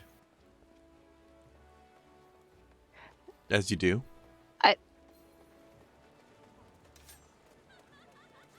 Yes.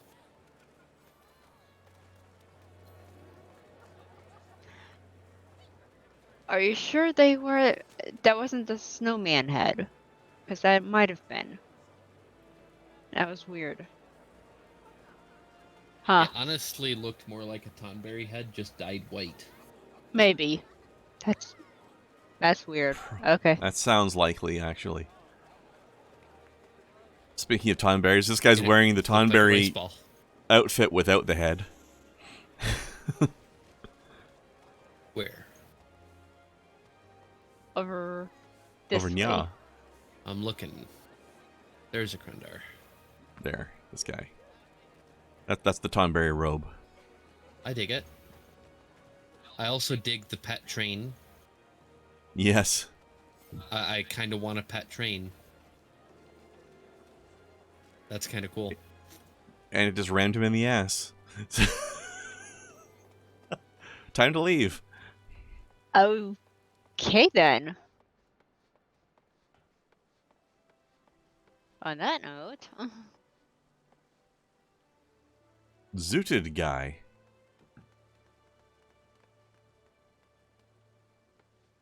Who hurt his sword, and so now his sword is wearing a bandage.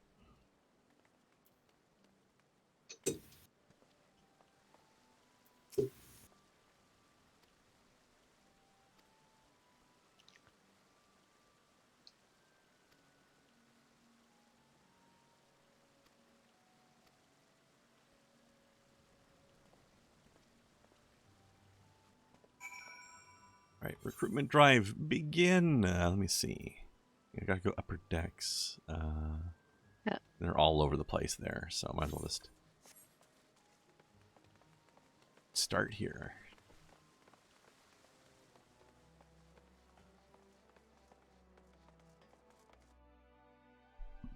So yeah, just go to the other half of the map, and then there's 5 people scattered around the map to go talk to.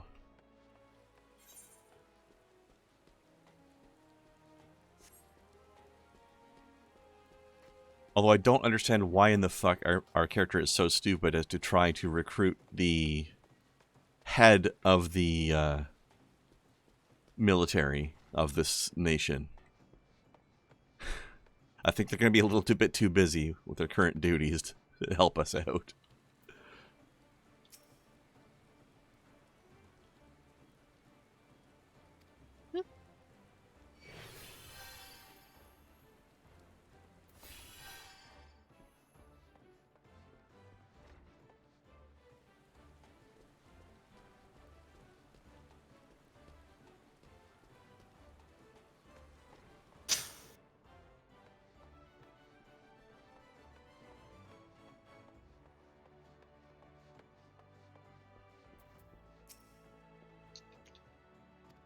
Okay. Oh.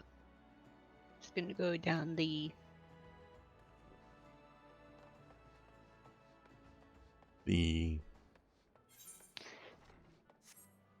starting at the top of the map, going down to the bottom of the map. That's basically what I'm doing.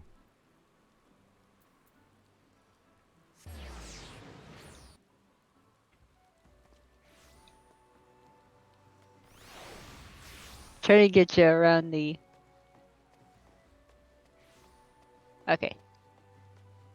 Let's do. New game Dredge? That new game Dredge does look interesting. Hi. Actually, I agree.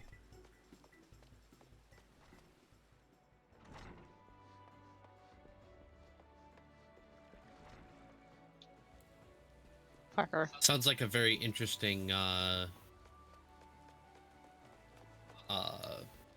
end game thing. New game Dredge. It's all the same, but instead of being easier, it's twice as hard.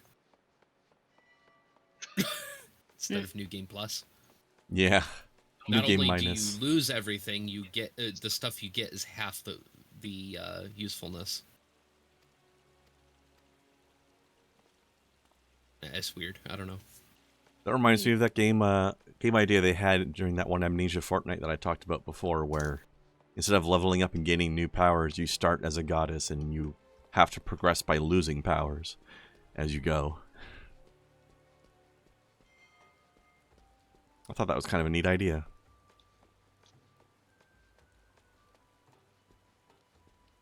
Interesting. Larson has a wish list. Actually, imagine, like... Because you know how games will typically, like, the levels get harder as you go, right? Mm-hmm. Because you're getting stronger. But imagine, like, all the levels are equally difficult throughout the game, but they feel harder because you're being powered down as you go. The levels aren't getting harder. You're just getting weaker. So you're having to deal with the same thing, but with less tools. An interesting concept. That could be kind of neat. Oh yeah, also, we're recruiting for our military. Why don't we ask the guild master of the Blacksmiths Guild to join us? Yeah. Surely they've got the spare time. Sure. Also, we don't have any reason to think she knows anything about combat. She's a crafter. Maybe she does, but we have no reason to assume that. Spell. Snow has taken complete control over my ability to move. Neum! It's like, you don't have to use sprint or anything. I'll just cast Neum and we will, I will take care of it from here. No problem. Except that you lost your connection, apparently. That tracks because I'm not moving and neither is anything else. Yeah, you've got the disconnect symbol beside your name. When I saw you. I'm coming to retrieve. I like how they took these 3 lady pirates over here that are just popping a squat in a little circle and they just scattered some Easter eggs around them. That's funny.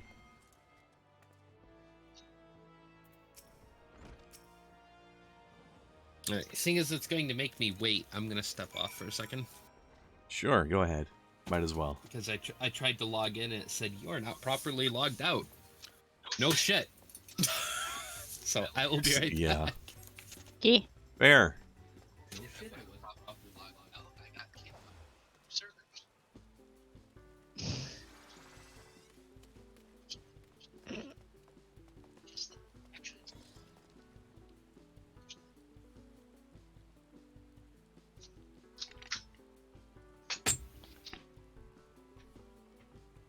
But Larson, the solutions to your problems in that game would become more complex. Because you'd have to figure out how to solve them with a smaller tool set. Which is kind of how randomizers work in a way. Because they're all about getting through familiar terrain, lacking the tools that you are supposed to have at that point, and figuring out a way to do it. Not that I've played one, but I know that that's what they're about.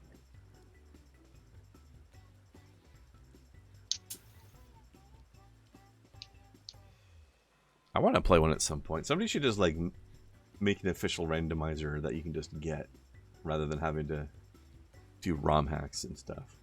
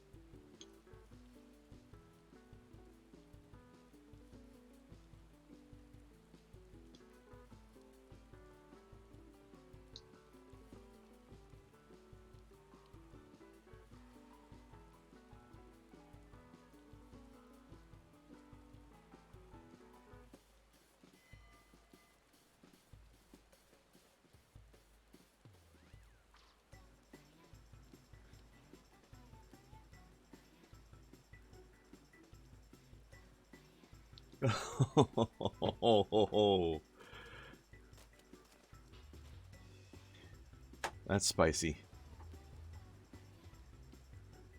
So apparently there's a Twitter account called GOP Teens, which is weird to begin with anyway. But they tweeted, "What do you think Jesus' favorite gun would be?" And somebody named the Literal Edgelord replied, "A nail gun." Oh no. And GOP is like, "That's not funny, consider yourself blocked." I disagree. It was very funny.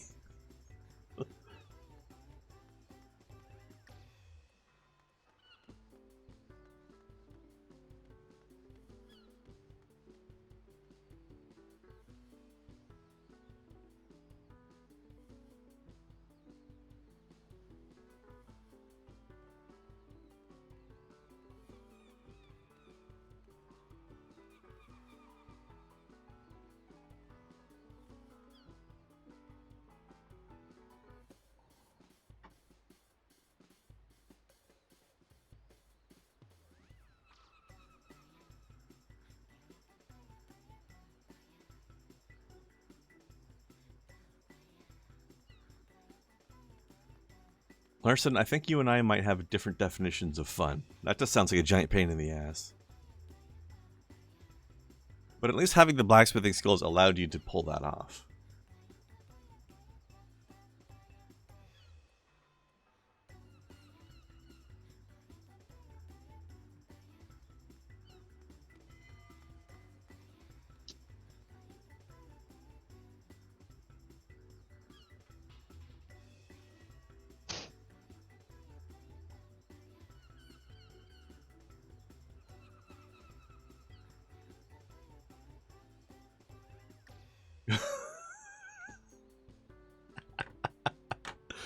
Okay, that is hilarious, but I need to say that for Kai to get it back. Because that has got... This is going to make Kai laugh.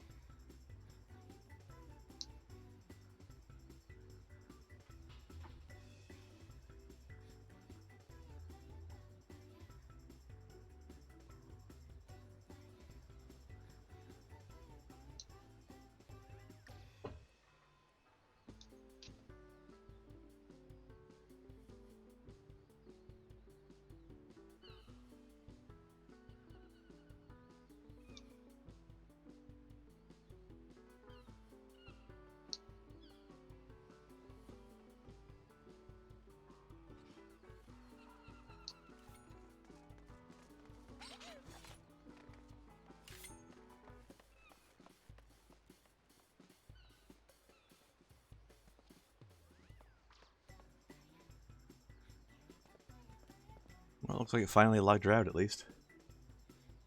Yeah.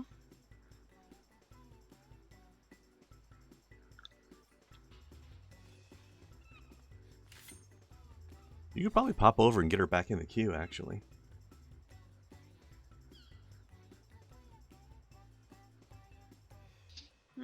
I'll let her do that. Yeah, I just figured we could save her some time.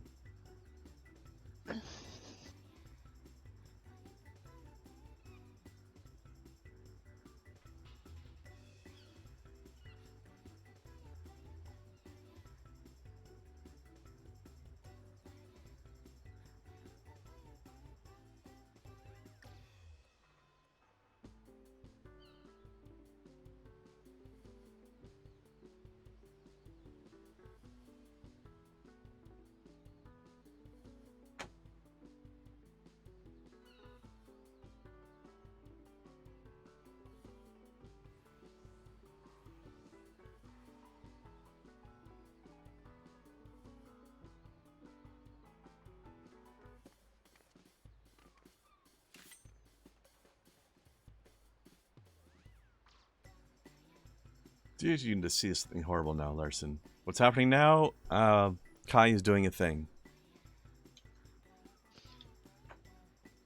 She has stepped away. She has stuff doy? She has stepped away. Ah, yes.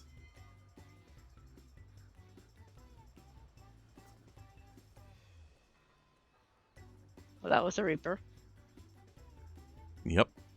The error just got reaped. Yep.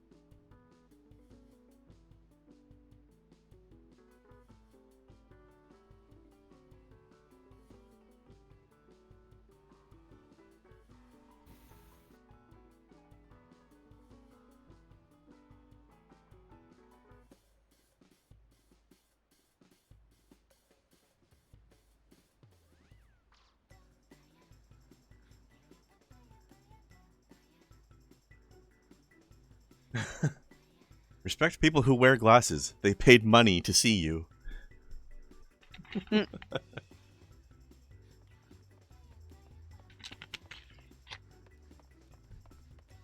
Not wrong. Forspoken Rule 34? With dialogue in the style of the game's writing? Oh.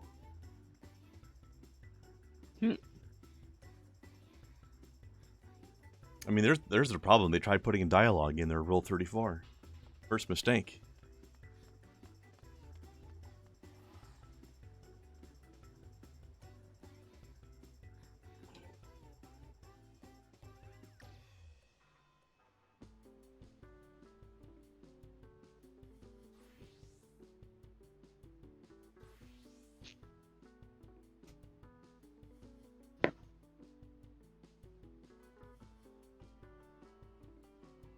Also, this thing I am posting to chat here is way too accurate and it's terrifying.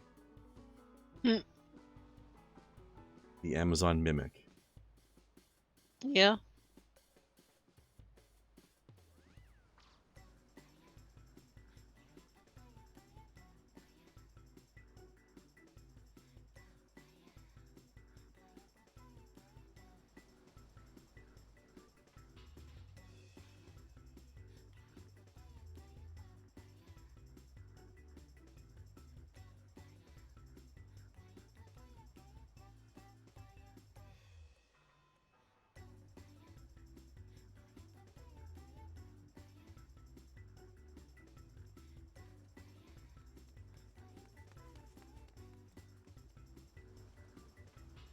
Is Kai okay?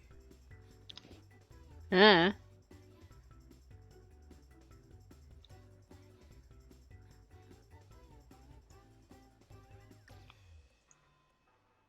idea.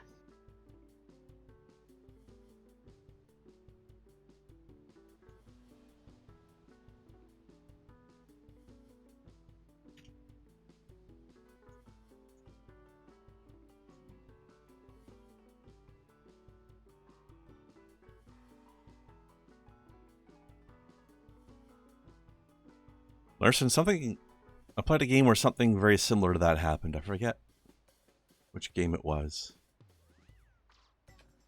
I think it was the latest Pathfinder CRPG. There was a room in one of the dungeons where you enter a treasure room, and there's like 5 or 6 treasure chests in there, and they're all mimics, and they all just flank your ass all at once. Yeah, that's you ever walk into a room and get attacked by the entire room? It happened to me. Oish.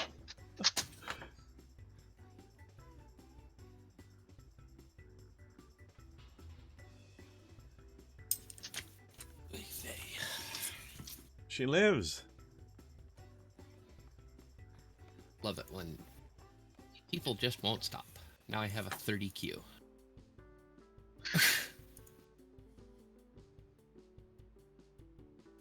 I found something that might amuse you while you're waiting for that queue. Oh. I found a t-shirt design where there's something written on the shirt that's written in like, it looks like somebody had one of those crayons that has like all the different rainbow colors in one crayon. And it says, I may not go down in history, but I absolutely will go down on your dad in a Walmart parking lot. I love it. Followed by a smiley face. I did dig it. I felt like there was too much Kai energy in that one. I had to wait till you got back to say that one.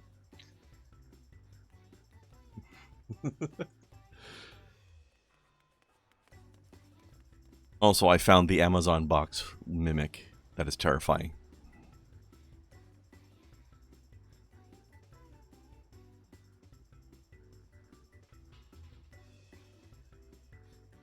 Chai milk. Feral chai milk. Oh dear. Feral? Feral chai yes. milk. Yeah, apparently. I thought it all came pre-trained. What the fuck? Exactly. Alright, well you guys probably have at least a few recruits left, right? Yep. Yes, I do. I'll follow Same. you around. Yeah, because you two were doing them linked up. Dino McBoom. What a hell of a name, sir. Ah, yes, my favorite lesbian. She definitely has Steppy Mummy vibes, doesn't she? In some order of those words. Mummy Steppy? Yes.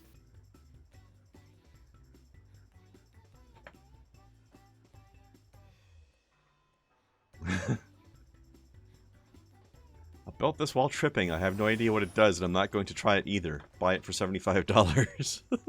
I have absolutely done something like that. In fact, I have something like that sitting on my desk right now. Are you trying to sell it? No. That's the key difference. Well, it's not finished.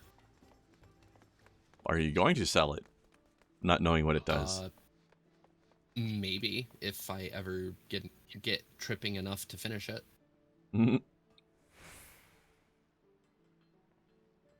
I like it. DJ Senpai.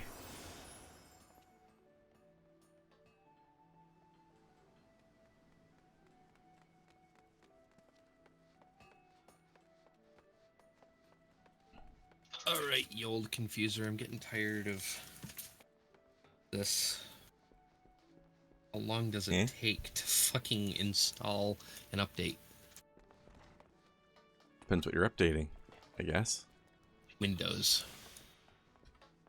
Potentially quite a while then.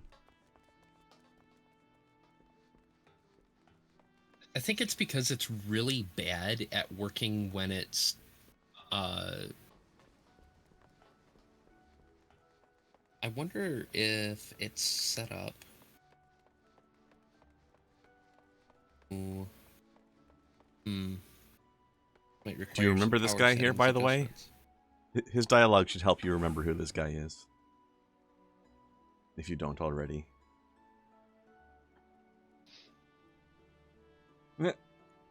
Spiraling out of control. This man spends 90 minutes a day online. How does he find the restraint?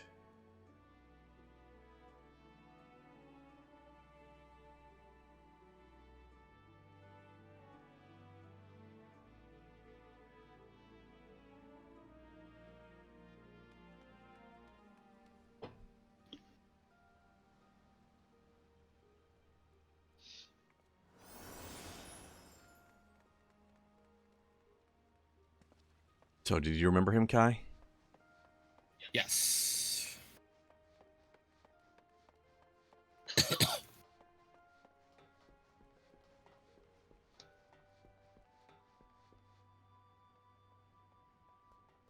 We have merged into one.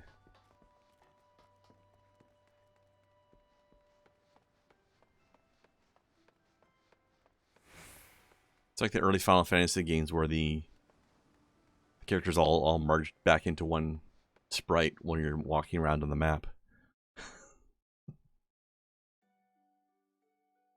You ever meet anybody that complained about that?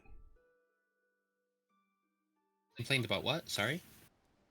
You know how like the older Final Fantasy games, rather than like the characters would split apart, like their sprites would separate so that they could talk and have a conversation, but then they'd merge back together to walk around on the map into just like the one icon. Yeah. Like whoever the leader of your party was, that was the only person you saw. I've seen people complain about why everybody's merging into one body. It's like, they just don't want to render all the sprites when you're walking around, is all. Right? That makes perfect sense to me. Alright, like, so you guys have all the people then? Yeah. Alright. Well, we just need to go to the airship landing then. Lemon Squeezy. Which is somewhere. There's a player called Lemon Squeezy. I wonder if she has a friend called Easy Peasy. Yeah. Anyways, you teleport to it or use the lift attendant over here. Oh. Well, I was gonna teleport through, but it's like, oh, I'm gonna. Either way. Whatever. Let's do it. Whichever you feel like it. This dude's easier.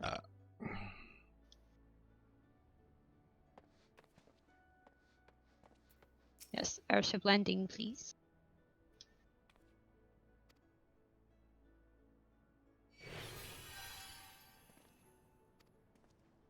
Alright, time to recruitment drive in Gradania. Yeah, maybe this will help. I went into the power settings and double checked. Some things had changed to where the computer would shut off after 10 minutes, even if it was plugged in. It was like, nah, fam, let's not. That is not. That's fucking dumb.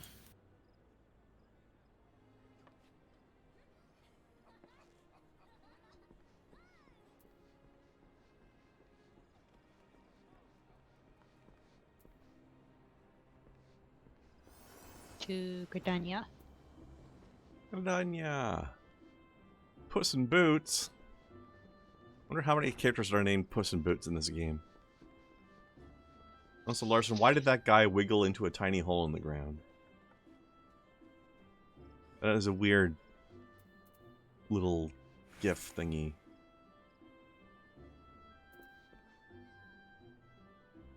Look, it's me mama. You're smaller than I remember. What was the weird part about that video, friend? Because it was his hole. It was meant for him. I mean, I guess. What was the weird part of that video? Everything about it. He's spelunking. What's weird about that? Sure. We'll go with that. That's literally what he's doing.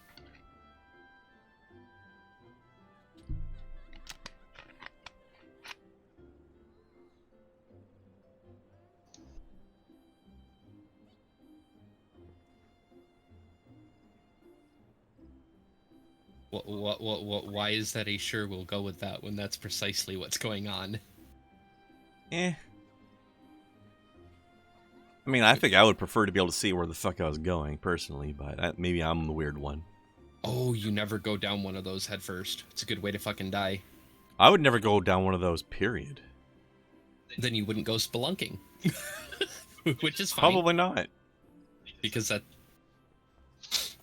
You end up in some really cramped spaces when you're spelunking.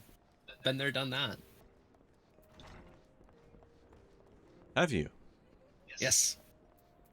Especially if you're urban spelunking, which that wasn't, but there's some really tight areas in urban spelunking. Oh, okay, we got Puss in Boots and Future Bobcat. Also Slug Nugget. And also Slug Nugget. Oh, and Molgoth's Got Molgoth again.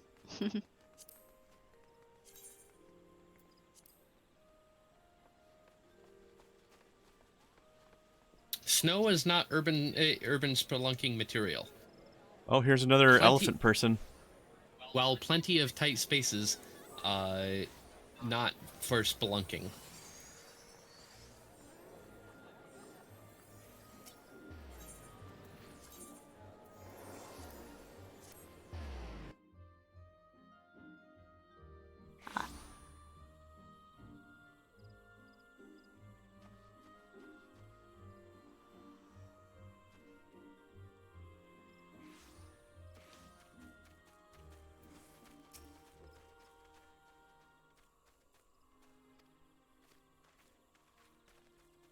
I don't go into anything head first.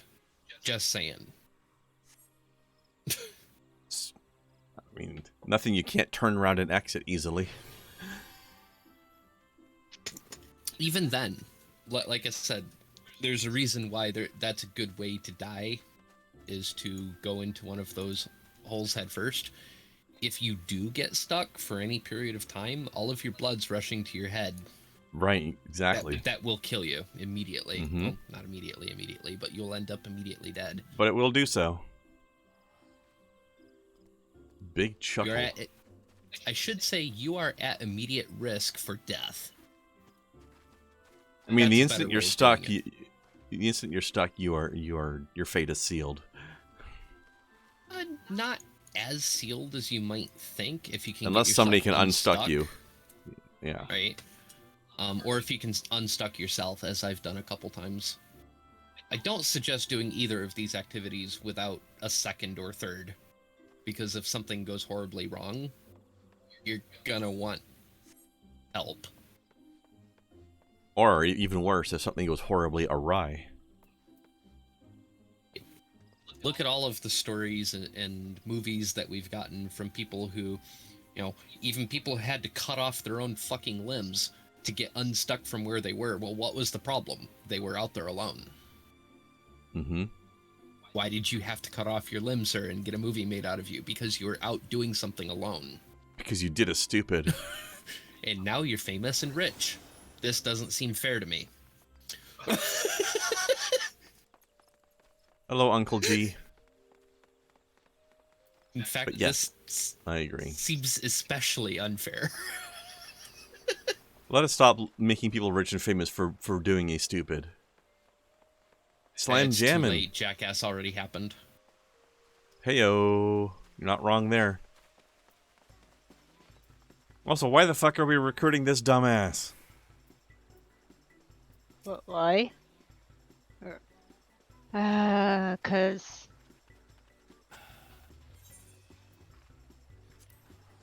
Although I do like the options you get to sass the fuck out of him.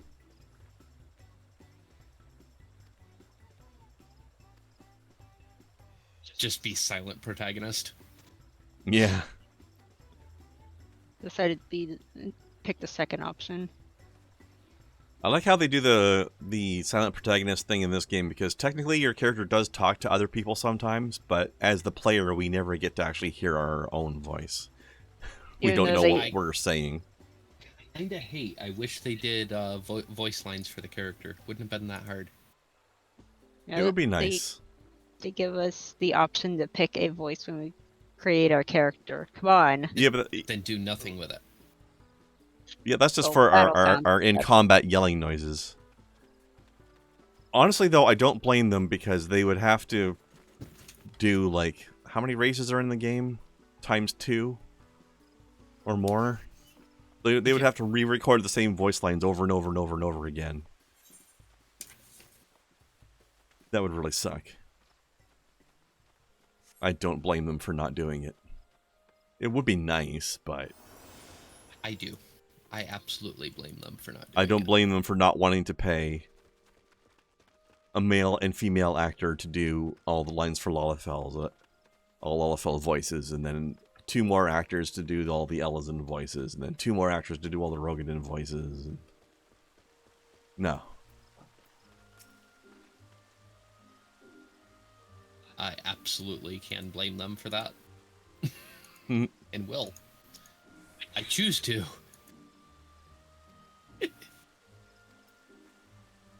Or if you could just choose whatever voice you want for whatever race you want, and then we can all run around sounding like Cider Spider. Deep ass voice coming out of a tiny Lalafell girl. Right, they literally could have given us, instead of choosing from what, like a total of 10 sounds, just choose between like 4 full voices. 2 male, 2 female. And maybe do some where if you pick a... Now this could be interesting. This would be a little bit advanced, but I think it could entirely be done. What if they had like 2 main voices, male and female, right? And based on how tall your character is, it pitch bends. Ooh, the voice I like you that. chose. That'd be neat. Also, I just want to go back to pointing out who the fuck put together our recruitment list? Because so far we've tried to recruit the blacksmith guildmaster, the chief of police, a convicted criminal, and now an elderly butler into our military. All very capable people. Sure.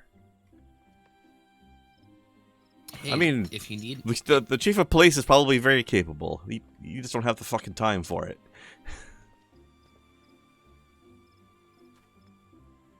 Whereas this guy's got plenty of time, but I don't know that I want Jews in my military.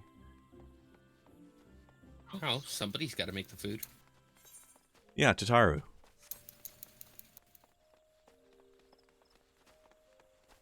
She likes to cook. She does. Well, she can help. She can be the server. Cook and server. There you go. She will. She would totally do that. Gladly. I'm pretty sure she made the did she make the uniforms? Or does she only do that for us? I don't remember. Maybe, probably. I don't know. I actually don't remember. Trixie Starbright. That's one of the most a stripper Lalafell name. names I've ever heard in my life. It's a fucking stripper name. That's what I said. Oh, it's a little Babylon Lancer. Aw. Okay, teleports to airship landing. And then when we finish Finally. recruiting and all dial, why don't we call it a day there? Okay. Alright. I just wanted to Minute, wrap right? up the recruiting so that we don't start the next session just walking around failing to recruit people. Yeah.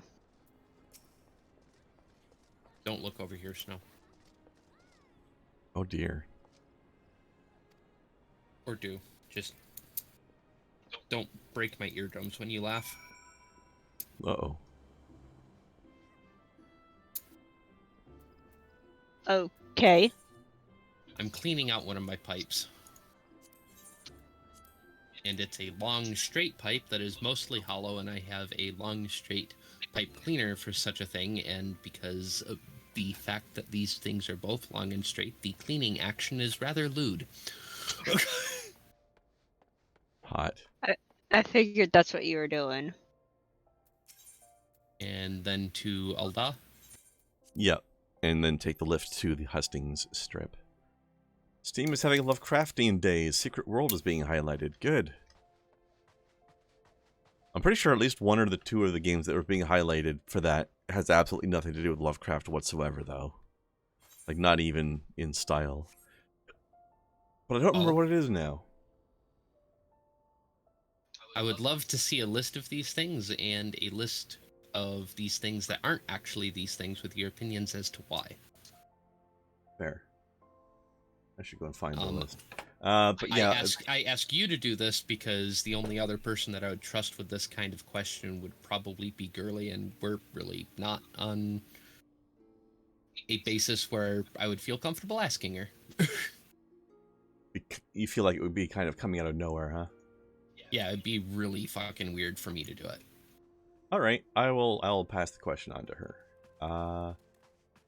Or I feel like answer the question Lovecraftian. yourself. Yes. You're capable. Well, I'm going to answer it myself as well. Yes. Yeah, I feel like Lovecraftian is one of those terms that has gotten overused and had its meaning leached out of it for some people. Like idiots that don't understand what it actually means. You know, But a word that is associated with Lovecraft that I think is underused? Yes? And this is just underused, period. Eldritch. Good word. Is a Very good lovely word. fucking word.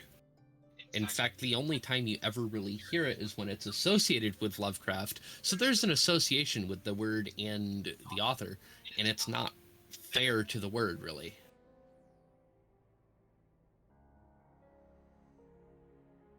Yeah, there's a lot of things on here. So I don't know if I can really go through all of them, but I will try doing some of the subsections here. The main thing to do with ones that they say highlighted deals are currently games called, there's Faith, which is kind of borderline Lovecrafty. It's about a priest facing down demon possession stuff, which is not really quite Lovecraft, but some of the demons are a little weird enough to be maybe Lovecraft adjacent feeling. So I don't agree with them, but I won't fight them on it either. Remnant from the Ashes is surely one of the Lovecraftian games of all time. Which one? The one that you were just talking about. It's like, it's one of the Lovecraftian games of all time. It is one of them. You don't want to out of all them, the you don't want to you don't want to agree either, so it's just one of them. Yeah. All right, I'm just going to yeet. That's how we get down to the other floor. Yeah.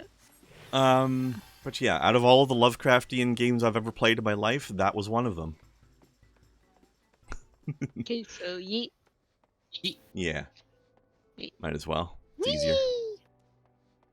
Something called 20 Minutes Till Dawn, which I have not played, so I have no opinion on it. The Shore, same thing.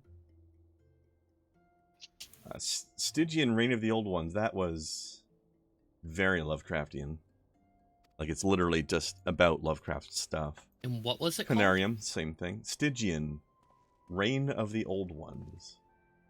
Oh, that's fucking perfect. So there is a list of colors that don't actually exist, that you can only see by tricking your brain and your eye into seeing them. It's completely fictitious, and not everybody can see them. One of them is Stygian Blue. Ah. Which honestly very much fits, at least in my eye, the whole I mean, having to trick your brain into seeing it. Yeah, that fits. I have weird opposing opinions on that game, by the way. It is it is an excellent Lovecraftian game that nobody should ever buy. Because it is not finished. and the developers have abandoned it and will never finish it. So you can go buy this game if you want at least a third of the game to be permanently missing and never be able to finish it. Outside of that, it was pretty good, though. Which is why it's so annoying. Anyways, they also have Conarium on the list, which was, again, straight up Lovecraft. Like, it's actually referencing Lovecraft stories. So yes, that counts. To you. Darkest Dungeon 2, which... I've never played Darkest Dungeon, but from what I understand about it, it is, if not directly Lovecraftian, at least very, very adjacent.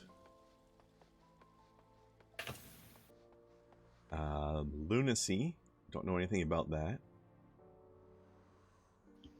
Lunacy St. Rhodes, sorry. The Foretold, Westmark Legacy. Don't know anything about that either. Dagon, Railway Horror DLC. Which obviously, I mean, Dagon is Lovecraft. I don't know. Oh, wait. Is this... Oh, I think I played the original Dagon. Hang on. This is... Oh, yeah. Dagon was the thing where it's just literally a reading of the short story Dagon, but with visuals. Which was cool. So, visual novel. I streamed that once. Sort of visual novel. Not in the normal way that they usually do it, but...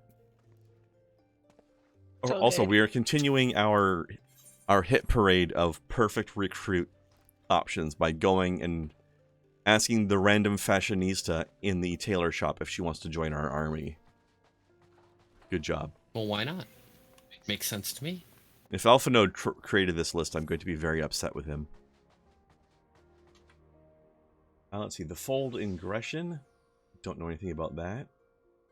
Again, the random fashionista makes sense. Somebody's gotta, make sure that, we're outfitted. Yes, but with we're outfits. Again, that's going to be Tataru. But You're again, putting an awful lot of work on the smallest member of our army. She wants to do it. But also, we're not recruiting for support staff right now. We're recruiting for the fighters right now. Or supposed Why not to be. both? Let's see what else we have. Lovecraft's Untold Stories. Don't know that one. Call of Cthulhu. Played it. Not bad. Secret World Legends. Obviously, It was okay. very Lovecraft inspired in some areas. I will say at least. Oh, it was hella inspired. A game called Eldritch. So obviously, that one gets 3 thumbs up. The third thumb might be a fish fin. Sounds likely. And Sundered Eldritch Edition. That game was pretty good. And it was definitely Lovecrafty. Although, I'm starting to wonder if maybe I should not try to pass this question to Girly, because there's too many fucking games listed. Yeah, there's way too many. Oh, Sacrifice Your Friends. That sounds like fun. Sounds very Lovecraftian, too.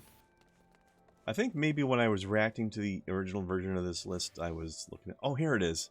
They put Scorn on the list. Which, no. Scorn is horror, but it is not Lovecraft. And I think this goes back to what I was saying earlier. Of people watering down the meaning of the word by overusing it and making it lose its meaning. Hmm. Some people use the word Lovecraftian just to say that this is a horror story.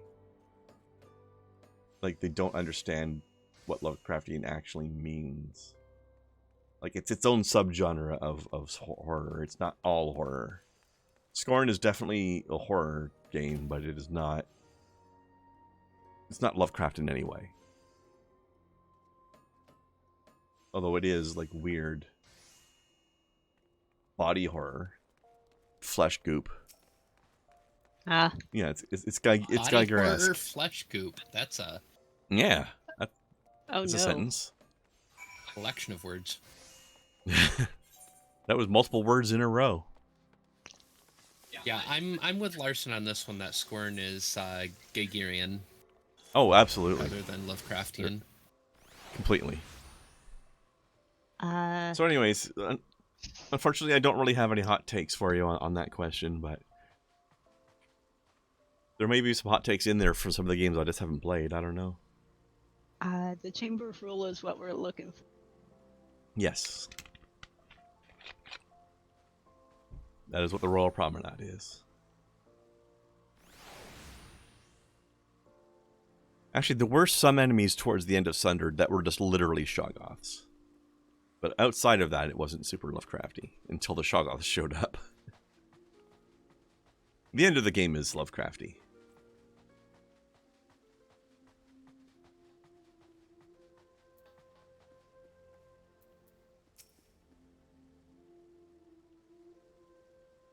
Scorn really was a bit of a disappointment overall, but it was still kind of neat. Definitely had its problems, though.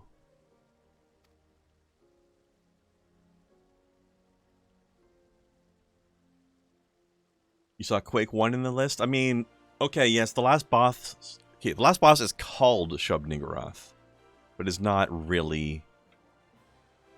Again, this is one of those, they decided to name it something without understanding what the thing was. It was just a random demon thing.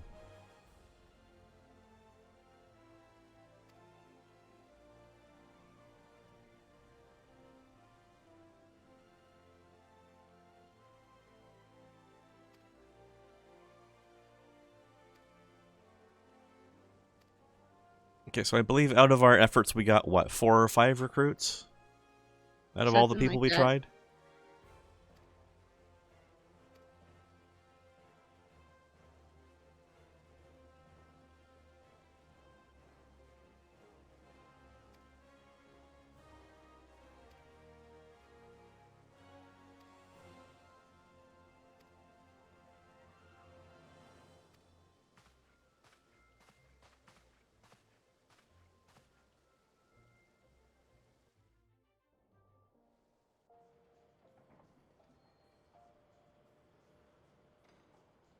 Cutscene!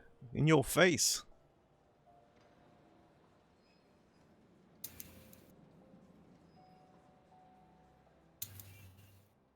Well, Daw really do be pretty from a distance at night.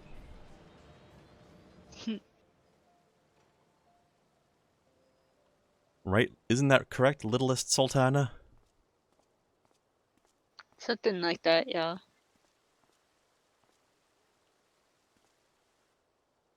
Even kneeling, Robon's still taller than her.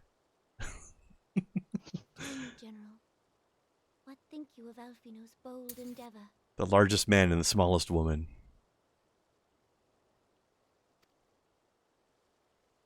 I think it is more than bold, Your Grace.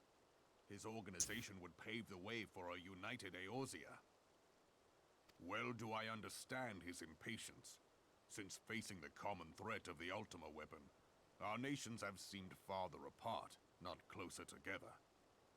Considering the many problems we face, should we not be glad that someone else is taking the initiative? We have all pledged our cooperation, yet the grumbling continues behind closed doors. Ul'dah is not alone in her duplicity. I myself have doubts as to the good this organization will achieve.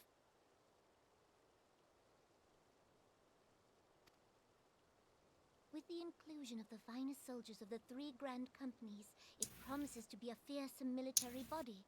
But whom will it serve? Even under the watchful gaze of the Scions, it is not unthinkable that such a force could perpetrate a great wrong. Does it not concern you that a significant proportion of its financial backing came from the coffers of the Syndicate? That those unprincipled worms might forge this extraordinary gathering of warriors into a private army? I have trust in the Scions, Your Grace. They have spared us no end of trouble at the hands of the Primals. If they seek reinforcements, I deem it unwise to deny them. As for their finances, full many gave generously. And though our nobles proffered a sizable sum, their coin did not spill from the pockets of Lolorito and his cronies. And what of the presence of our stalwart adventurer friend in this endeavor? I doubt the warrior of light would betray our cause.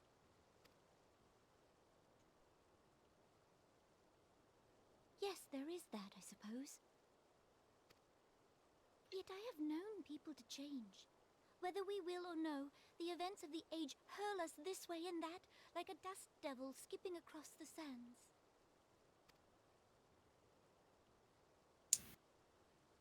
Cannot be done about Telechi? I have explored all avenues available to us, Your Grace. But as Ul'Dan law now stands, we lack the evidence to convict him of any crime. To arrest him on spurious grounds would only play into his hands.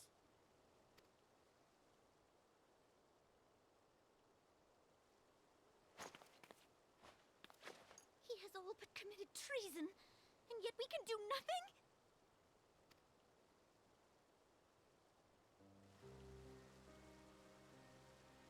Then what good our government? What worth the royal house? How deplorable this mockery of justice!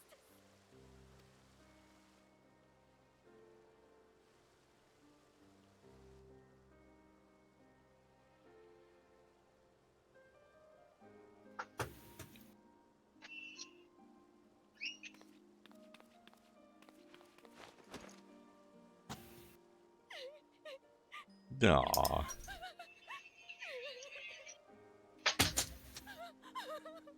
Have faith, Your Grace. It is not over.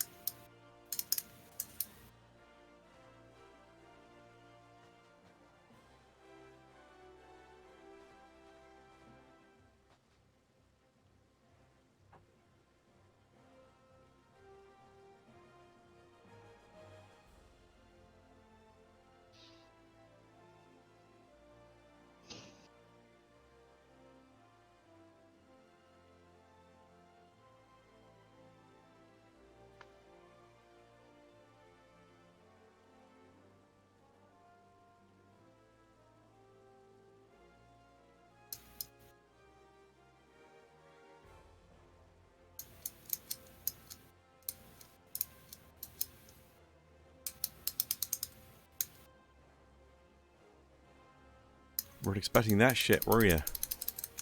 No, I was not.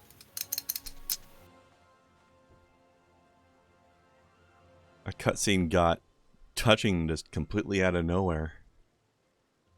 I was not expecting suddenly feels.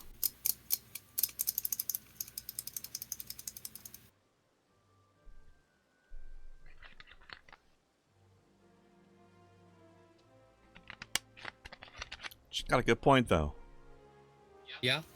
It's gotta be real frustrating when people can do shit like that and you can't legally do anything about it. Ugh. Alright. Let us pray return.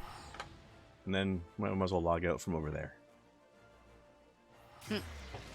Alright, who can we raid today? A lot of fucking people, actually. All sorts of options. Oh, Girly's raiding. Or streaming, I should say. Actually, a lot of these people that are streaming right now, I don't know that very well. So I'm thinking Girly. Unless you're looking for somebody new that I know. Maybe. What's up? Let me check in and see what she's doing real quick. Oh, okay. I was just looking at my recommended channels out of curiosity. And I have to give one person credit for a clever name. Persephoroth. I love it. Like Persephone Sephiroth mix. That's a good name. So probably not the person I was thinking of, because they're playing a game you don't care about. Oh, what is it? Which is perfectly valid. They appear to be playing the Easter update of Phasmo. Oh, okay. Well, maybe we'll raid them another time when they're playing something that I can get behind. That being said, I don't know what the fuck Girlie's playing, because she's playing Shit Game Saturday. So either way, it'll be entertaining either on purpose or by accident. By accident on the part of the developers, I mean. All right, well, let's log out. I'm gonna log out of here and get that raid rolling for now. I'm glad we got to do this again, though. It was nice to get back into it for a full week again. Yeah, hopefully we can pull it off again next week. But we'll find out.